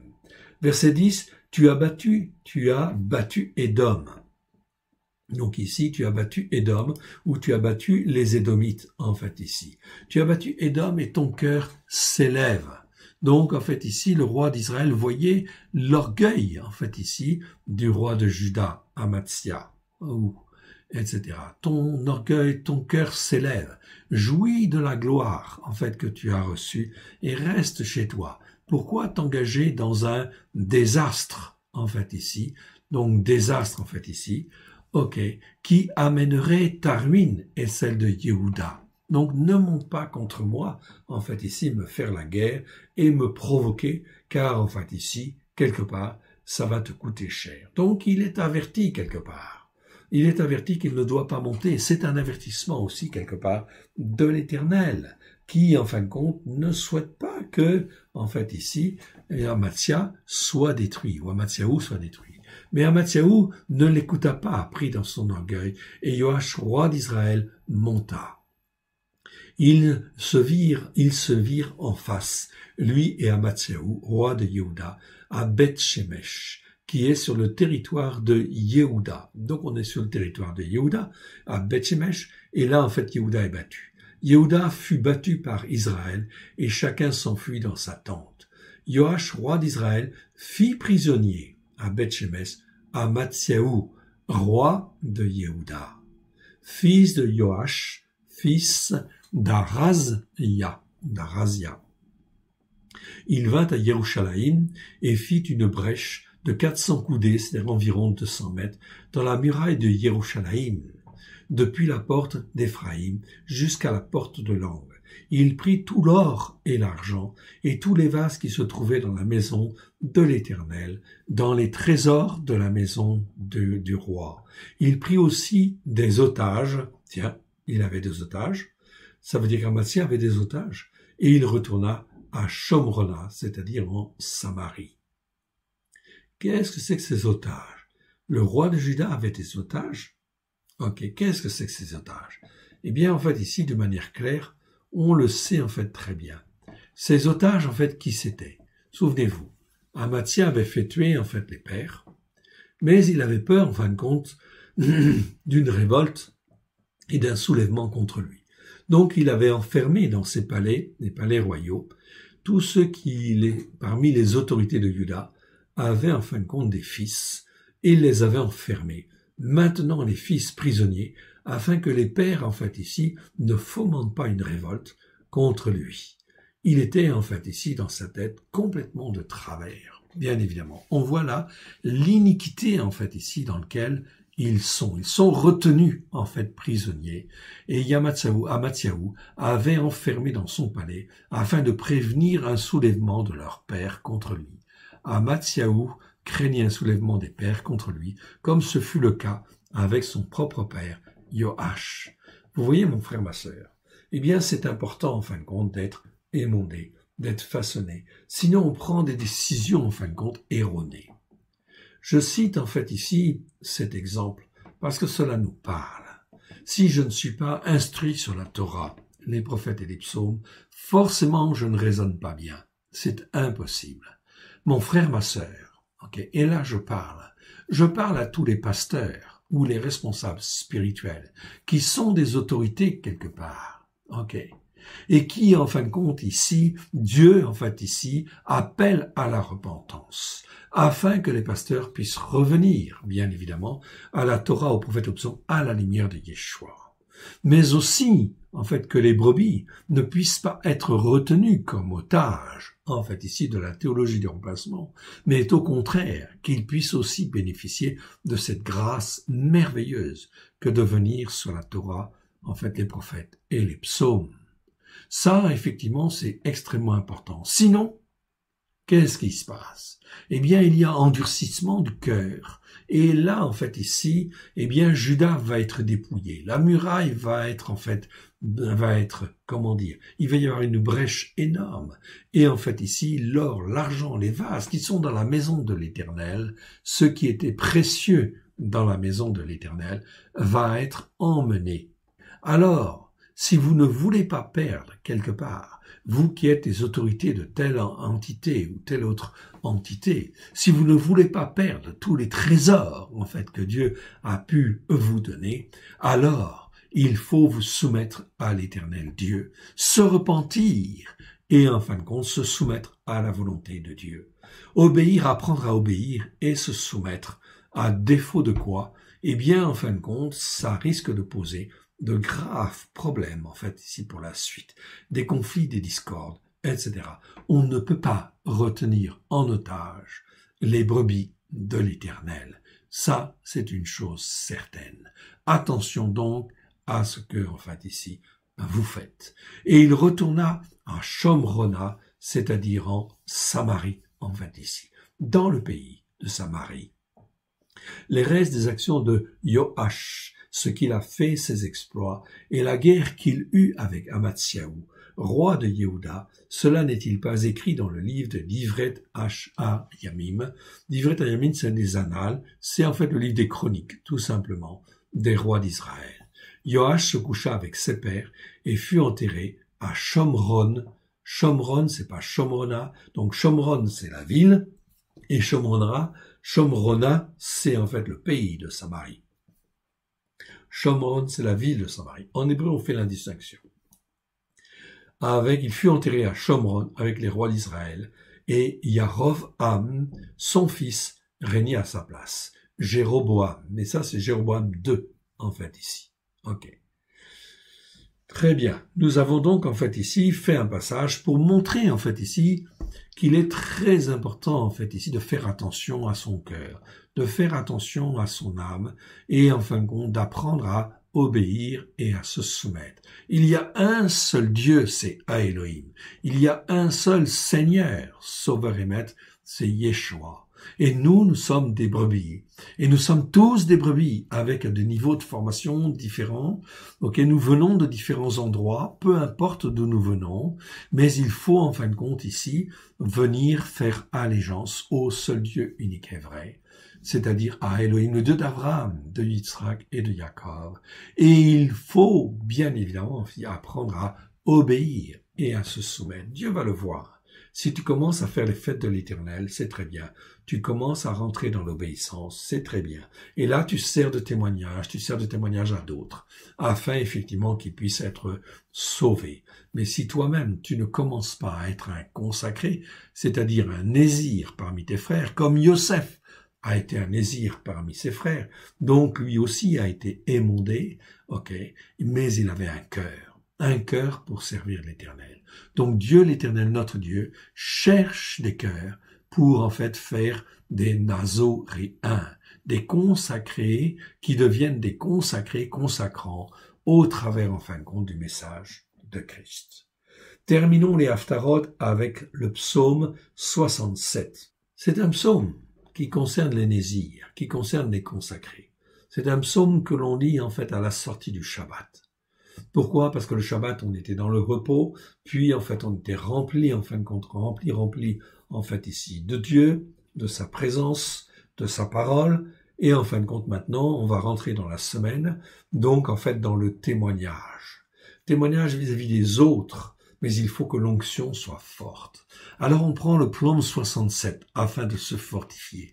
Vous pouvez donc le saisir cette occasion, bien évidemment, parce que après la formation, après effectivement l'éducation, eh bien il faut en fin de compte servir de témoignage. Et donc là, on est appelé à être des nésirs ou des nazoréens, si vous préférez. Tout cela, ça veut dire des consacrés à l'Éternel. Alors, en fait, on peut dire ces paroles, que l'Éternel ait pitié de nous et qu'il nous bénisse, qu'il fasse luire sur nous sa face. Sa face, elle luit sur nous dès lors qu'on écoute et que l'on met en pratique. Dit alors, en fait, ici, ça commence en fait à luire, et plus en fait on fait, plus on pratique, plus ça luit, bien évidemment. Plus on se fortifie pour être un témoin de la vérité. Et le but de cela, cependant, regardez bien, que Elohim ait pitié de nous et qu'il nous bénisse, qu'il fasse luire sur nous sa face, afin que l'on connaisse sur la terre ta voix, et parmi toutes les nations, ta délivrance. C'est pas ton salut, mais la délivrance que tu opères, car tu veux, en fait, délivrer les hommes des maisons d'esclavage, des maisons des esclaves dans lesquelles ils sont. Oui, bien sûr. Toutes les nations, ta délivrance, qui est Yeshua, qui s'exprime au travers de Yeshua. Délivrance, c'est le mot Yeshua. Vous l'avez là, en fait, ici. Le mot Yeshua, en fait, ici, c'est le nom de notre Seigneur, Yeshua, en fait, ici, tout simplement. Eh bien, ça veut dire délivrance. Même ce mot-là, tout à l'heure, on a vu Teshua, ici, on voit Yeshua. Yeshua, en fait, ici, c'est un mot qui existe 78 fois dans 77 versets. Vous en avez quelques-uns, en fait, ici. Parfois, c'est traduit par délivrance, des fois, c'est traduit par salut, des fois par secours. En fait, ici, bref, ça entraîne la confusion. Non, ce mot-là, ça veut dire délivrance, comme Yeshua. Yeshua, il est notre délivrance. Donc, il faut avoir de la cohérence afin effectivement de ne plus être dans la confusion, en fait ici, sur la Torah, les prophètes et les psaumes, à la lumière de Yeshua. Donc le but, en fait ici, de ce temps de repos, en fait ici, eh bien du Shabbat notamment, eh bien en fait c'est d'être rempli, d'où la nécessité du Shabbat, de prendre du temps en fait avec Dieu, afin que l'on connaisse sur la terre ta voix. Donc le but, en fait, notre charge, Mishmeret dont on parlait tout à l'heure, c'est quoi? C'est de faire connaître sur la terre ta voix. Ok, la seule voie de salut, elle est au travers de Christ. Oui, bien sûr. Il est le chemin, la vérité, la vie. En réalité, il est la voie. Ok, la vérité et la vie. Nul ne vient au Père que par lui. Ok, par cette voie-là. C'est pour ça qu'en fait, au 1er siècle, on parlait pas de chemin. Non, ça, c'est la déformation théologique en fait, des chrétiens de Constantin. En réalité, quand on croyait en fait en Yeshua, et qu'on voulait pas dire le nom de Yeshua, on disait on suit la voie que Dieu a montrée au travers de Christ Yeshua. Ça, c'était le langage des premiers disciples de Yeshua. On suivait la voie. Okay, quand on est sur cette voie-là, eh bien, en fin de compte, on va y rester, et on fait tout pour y rester, etc. Mais c'est une voie, en fait, ici. Donc, tu peux très bien tu n'as pas à avoir peur de t'échapper de là. Si tu veux rester attaché à Dieu, tu vas toujours rester sur cette voie-là. Okay. Et parmi toutes les nations, ta délivrance, parce que la délivrance, c'est Yeshua, faire connaître Yeshua. Les peuples te louent, et donc là, on passe dans une phase très importante où David, en fait, ici, dit, les peuples te louent, ô Éternel, ô Elohim. Tous les peuples te louent parce qu'ils comprennent que la bénédiction, elle est là, et qu'on peut être greffé sur la racine d'Israël, et qu'on peut devenir Éphraïm. Oui, bien sûr, les nations se réjouissent et sont dans l'allégresse, car tu juges les peuples avec droiture, et tu conduis les nations sur la terre. Les peuples te louent, ô Elohim, tous les peuples te louent, la terre donne ses produits, Elohim, notre Elohim nous bénit, et Elohim nous bénit, et toutes les extrémités de la terre le craignent. C'est parce que tu vas être un témoin, parce que tu vas bien remplir ta fonction, en fait ici, ok, de sacrificateur de la nouvelle alliance, en fait ici, quelque part, où tu vas parler de la voie, tu vas parler de la délivrance au travers de Christ, tu vas parler de l'éducation, en fin de compte ici, au travers des fêtes de l'Éternel, et puis en fin de compte ici, ça va avancer, et le Seigneur va faire. Ne t'inquiète pas, en fait, la puissance du Saint-Esprit est là et va se répandre avec puissance. Est-ce que Dieu est fatigué? Non. Est-ce qu'il veut donner la vie? Oui. Saisis l'occasion, mon frère, ma sœur. Voilà donc en fait ici pour les haftarot. Haftara au singulier, qui sont en fait des passages complémentaires qui nous ont bien éduqués par rapport en fait à la Torah. Oui, bien sûr. Maintenant, venons, si vous le voulez bien, en fin de compte, dans la Brit Hadasha, et écoutons ce que notre Seigneur Yeshua nous dit. Ce que notre Seigneur Yeshua nous dit par rapport, en fin de compte, à cette 12e paracha, Vayeri, il vécut. Le passage de Marc que nous allons lire, c'est Marc 13, versets 32 à 37, vous le voyez à l'écran, en fait ici, je vous le souligne, et Marc chapitre 14, versets 1 à 2, puis en fait 14, versets 3 à 9. 3 passages en fait ici. Ils sont courts mais très puissants et très clairs. Ok. Yeshua prophétise et indique qu'il faut veiller. Il faut se préparer. Mon frère, ma sœur, ok, tu vas te préparer à quoi? Eh bien, tout est tout enseigné en fait là. Sur la Torah, les prophètes et les psaumes, oui bien sûr. À simplement écouter la Torah et la mettre en pratique. Pour ce qui est du jour et de l'heure, personne ne le sait. Ni les anges dans le ciel, ni le Fils, mais le Père seul. Ok? Donc, le jour de quoi? Le jour, en fait, de l'enlèvement. Le jour, en fin de compte, de ces choses-là, en fait, ici, qui vont venir, en fait, ici, de la royauté de Dieu et de la royauté, en fait, ici. Quand est-ce que ça a lieu? Personne ne le sait. Mais dans la chrétienté, on dit, quand on dit ni le jour ni l'heure, ça veut dire n'importe quand dans l'année. Pour ceux qui sont juifs et en fait élevés dans la pensée hébraïque, ni le jour ni l'heure, ok, ça fait penser tout de suite à la fête, à une fête, à Yom Teruah, ok, la fête des trompettes, tout simplement, ou fête des chauffards, ce serait mieux de dire, ok, ou fête des clameurs, en fait ici. Donc c'est en fait là le jour, quand est-ce que ça va avoir lieu, on ne savait pas. Dans la tradition juive, cette fête-là, on ne savait pas, comme le calendrier était semi-lunaire, c'était impossible de savoir quand est-ce que le jour, en fin de compte, le premier jour du 7e mois, allait avoir lieu. Parce qu'on est dans un calendrier semi-lunaire. Donc, on ne connaissait ni le jour ni l'heure. Donc, pour les Juifs de la tradition, ça, sans aucun problème. Et pour, en fin de compte, ceux qui sont sur les racines hébraïques de la foi, c'est bien, en fin de compte, ici, la détermination de quelle fête, c'est-à-dire quand, quelle année, ça va avoir lieu. Quand on est sur le calendrier, en fait, ici, de roi David, on n'est plus sur le calendrier semi-lunaire. Donc, nous ne sommes plus, en fin de compte, dans l'aveuglement, et nous savons mieux, en fait, ici, quand est-ce que ça va avoir lieu, en fait, ici. Donc, c'est donc pour cela que c'est donc très intéressant. Prenez garde, toujours est-il, que le Seigneur nous avertit. Et ici, nous sommes avertis. Prenez garde, veillez et priez, car vous ne savez quand ce temps viendra. Il en sera d'un homme qui, partant pour un voyage, laisse sa maison, remet l'autorité à ses esclaves ou ses serviteurs, mais ici en grec on va laisser en fait le mot esclave, car c'est le mot doulos, c'est pas diakonos.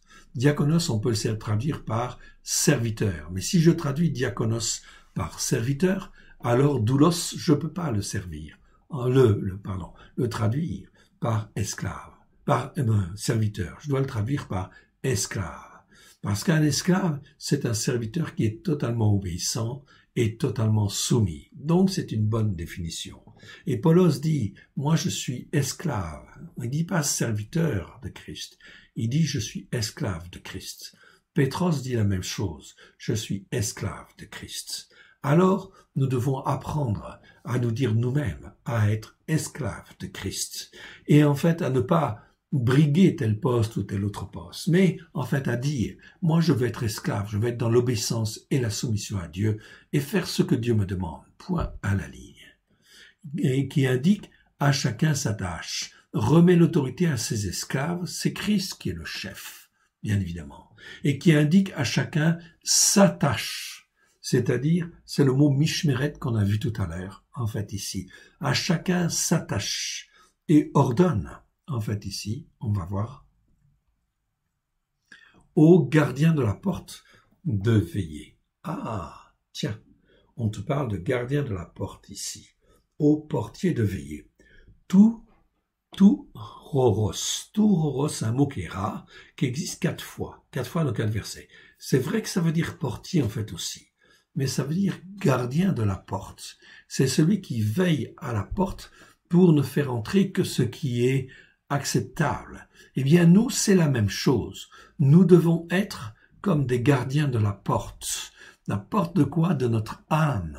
Est-ce que nous laissons entrer, qu'est-ce que nous laissons entrer dans nos cœurs et dans nos âmes? Est-ce en fait la Torah pleine de grâce et de vérité?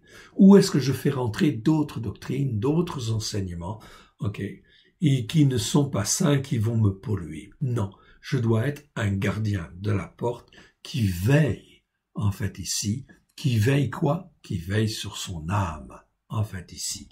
Qui veille sur son âme, afin que justement ce qui rentre dans ma porte, ici, dans mon âme, soit sanctifié et permette en fait ici de transformer mon cœur, transformer mon âme, afin que la parole ne remonte pas au ciel sans avoir accompli la volonté de Dieu. Voyez ici le message de Yeshua. C'est très important. Il nous dit de veiller. Veillez, Il en sera de même d'un homme qui, partant pour un voyage, laisse sa maison, remet l'autorité à ses esclaves.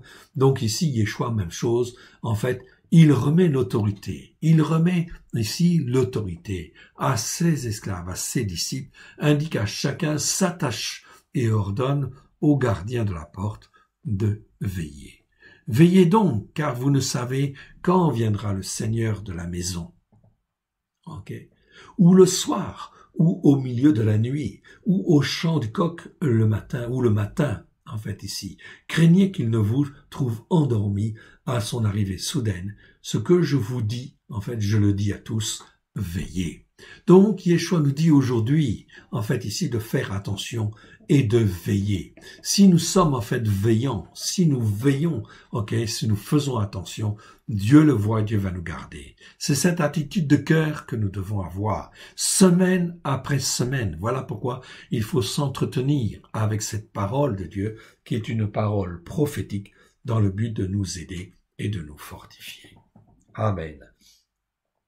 Soyez bénis de l'Éternel. Chapitre 14 de Marc, 2 passages. La Pâque et les pains sans levain, devaient avoir lieu 2 jours après. Donc la Pâque arrive. Mon frère, ma sœur, la Pâque prochaine, c'est pas dans 2 jours très précisément, mais c'est dans 2 mois. Correspondance, en fait, ici. Donc Dieu nous demande de nous préparer en fait aujourd'hui. C'est le message prophétique de ces 2 versets, très important en fait ici, pour cette Pâque prochaine, qui aura lieu donc en fait ici, en avril 2021. Donc Dieu nous demande de nous préparer, de préparer tous ceux qui sont autour de nous. Ce sera une nouvelle année spirituelle. Procurez-vous le calendrier, en fin de compte, du roi David, dont Yeshua est l'héritier. Il est disponible sur Internet, sur notre site. Pas de problème, vous le trouverez, parce que ça va déménager, en fait, ici. Parce que ça va être puissant. On ne rigole plus, mes frères et sœurs. On rentre, en fin de compte, dans une phase prophétique extrêmement importante. La Pâque et les pains sans levain devaient avoir lieu 2 jours après. Les Rachei Akohanim, ce sont les principaux sacrificateurs, donc on met le mot en hébreu pour familiariser, en fait ici. Donc les Rachei Akohanim, ce sont en fin de compte des sacrificateurs. Et les Sophrim, ce sont les scribes, cherchaient le moyen d'arrêter Yeshua par des paroles trompeuses. Et oui, on va nous arrêter, on va essayer en fait de nous arrêter par des paroles trompeuses. Des paroles de tromperie, en fait, ici, quelque part. C'est mieux que le mot ruse ou la fraude, en fait, ici, mais le mot est très fort, c'est le mot doulos. Dolos, pardon. Pas doulos, dolos. Dolos, ça nous parle de tromperie, c'est-à-dire de paroles qui visent à tromper, ou amorcer une tromperie, etc. Donc, faites attention à cela. Et c'est très important, bien sûr, de se recaler. Et de les faire mourir. Donc ici, peu importe si nous sommes attaqués, peu importe si nous sommes, en fait ici, la proie, en fin de compte ici, de certaines paroles de médisance, peu importe. Verset 2, car il disait que cela ne soit pas pendant la fête, afin qu'il n'y ait pas de tumulte parmi le peuple.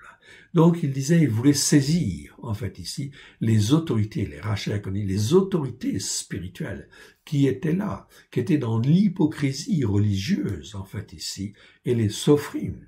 Donc on parle de l'hypocrisie religieuse des responsables spirituels. Mon frère, ma sœur, nous devons tous sortir.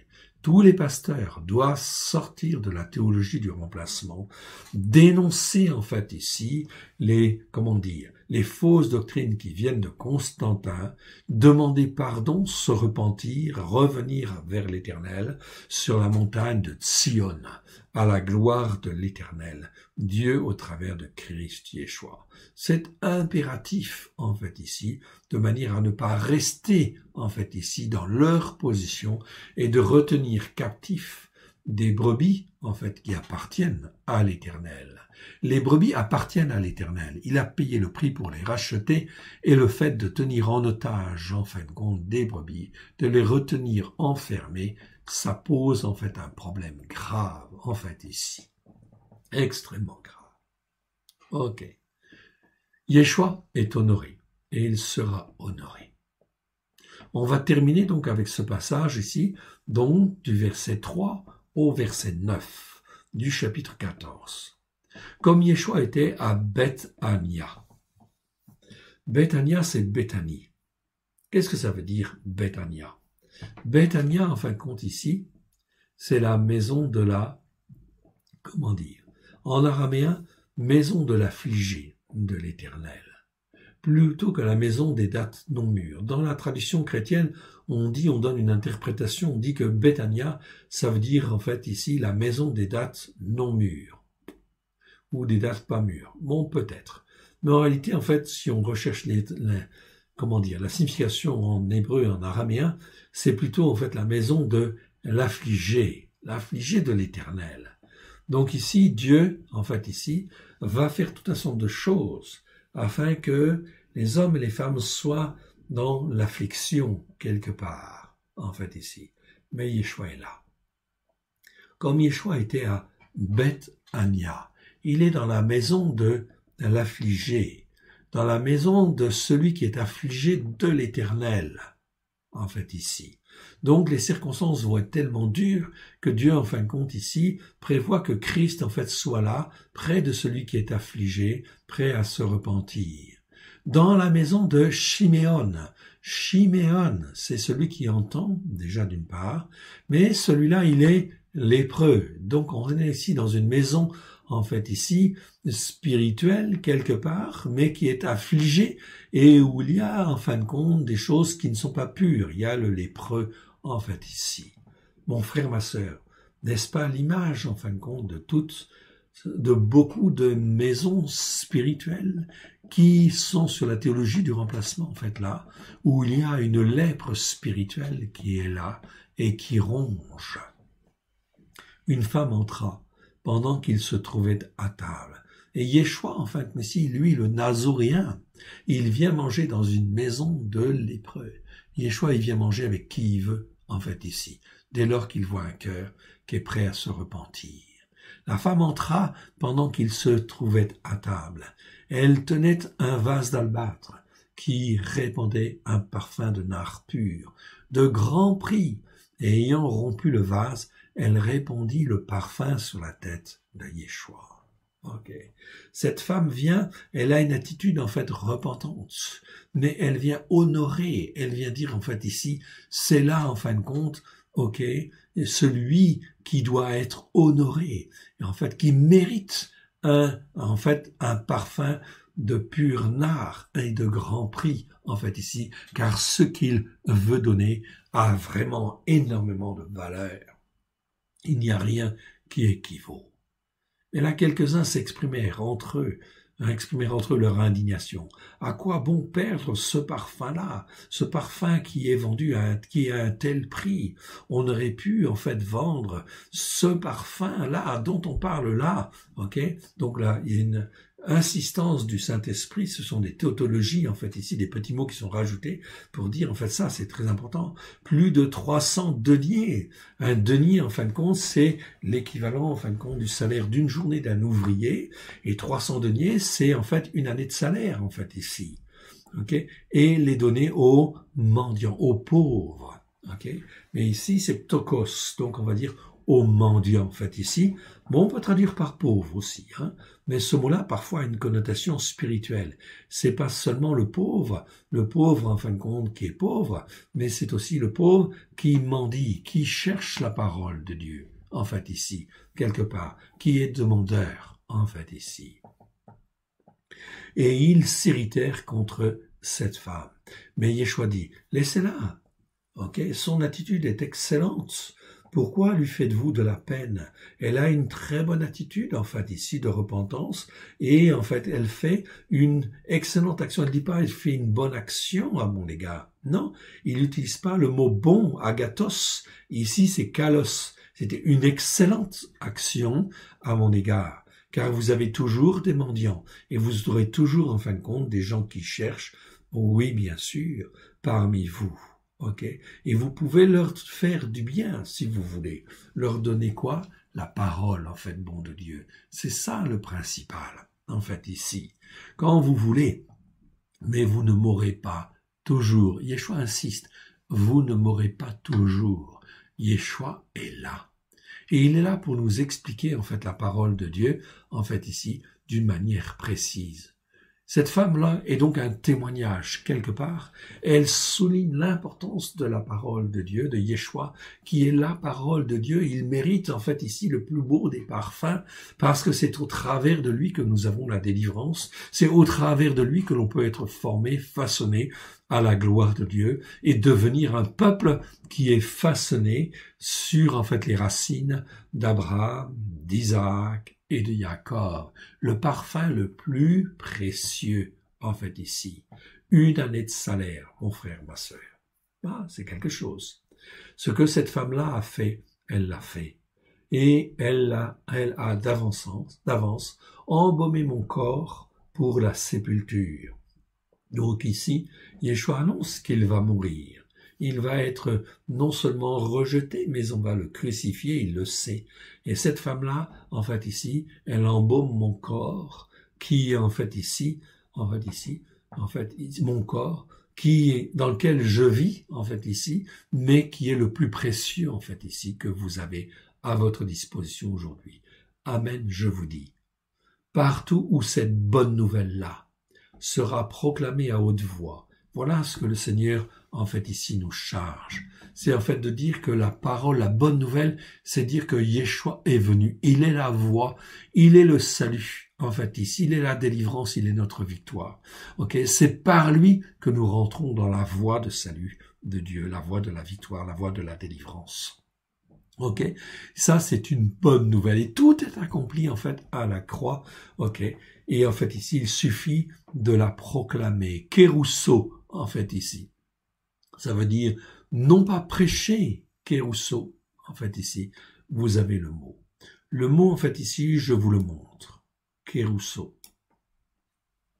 Le mot kérousso, en fait, ici, c'est un mot grec qui existe 61 fois dans 60 versets. Numéro Strong 2784. Ça veut dire proclamer à haute voix. Simplement. C'est dire à haute voix, en fait, simplement. Ça ne veut pas vraiment dire prêcher. Les catholiques, en fait, ici, dans les dictionnaires, comme ce mot-là, il n'y avait pas le mot prêcher, ont inventé le mot prêcher, et c'est un mot, en fin de compte, religieux. Ce sont les moines catholiques qui ont rajouté dans les dictionnaires, en fait, ici, donc ici, c'est marqué, en fait, ecclésiaste, en fait, ici, les ecclésiastiques ont rajouté le mot prêcher. Mais en réalité, le premier sens de ce mot, c'est kérousso, c'est dire à haute voix, proclamer à haute voix.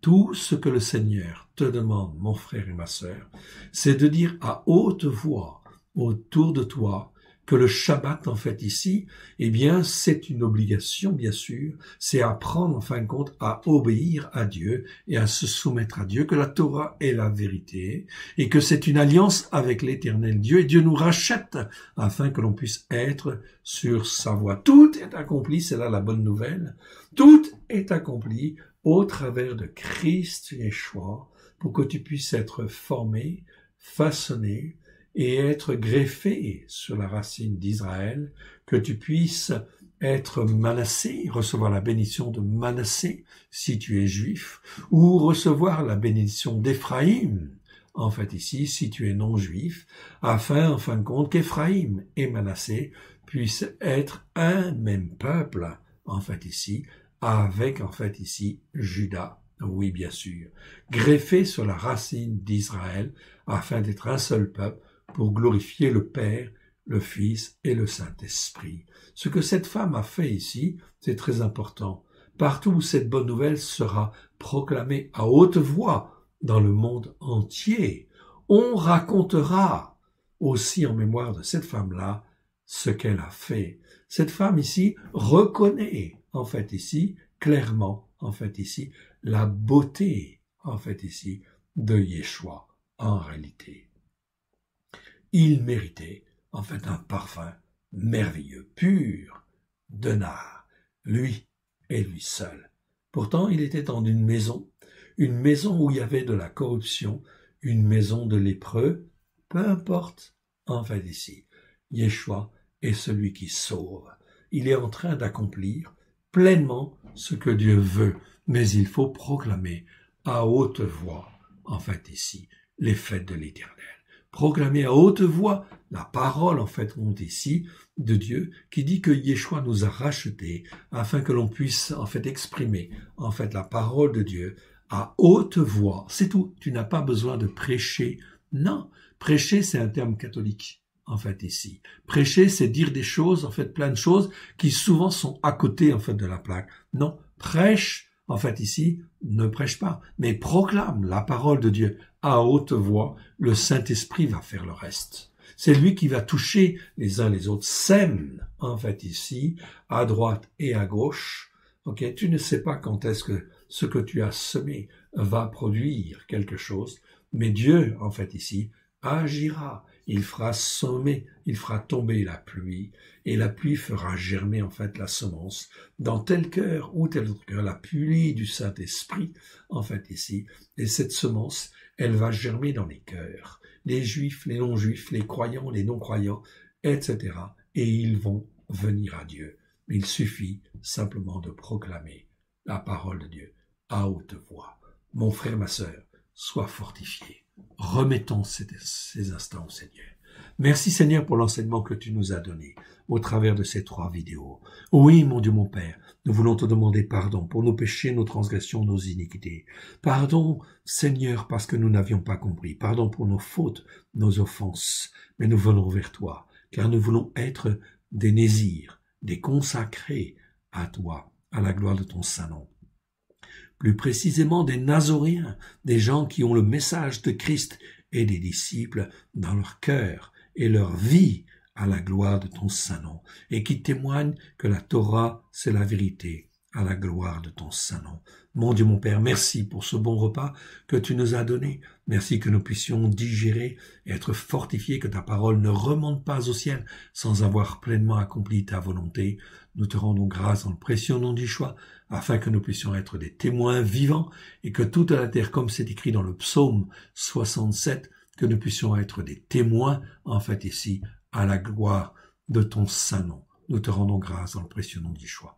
Merci Père, merci Yeshua, merci Saint-Esprit. Shabbat Shalom à tous. Et en fait, je vous souhaite Shavuotov, bonne semaine. Chaque semaine que Dieu crée, c'est en fait l'occasion de faire les œuvres que lui, il a préparées d'avance, afin de se glorifier lui, le seul vrai Dieu, et celui qui l'a envoyé. Merci de m'avoir écouté.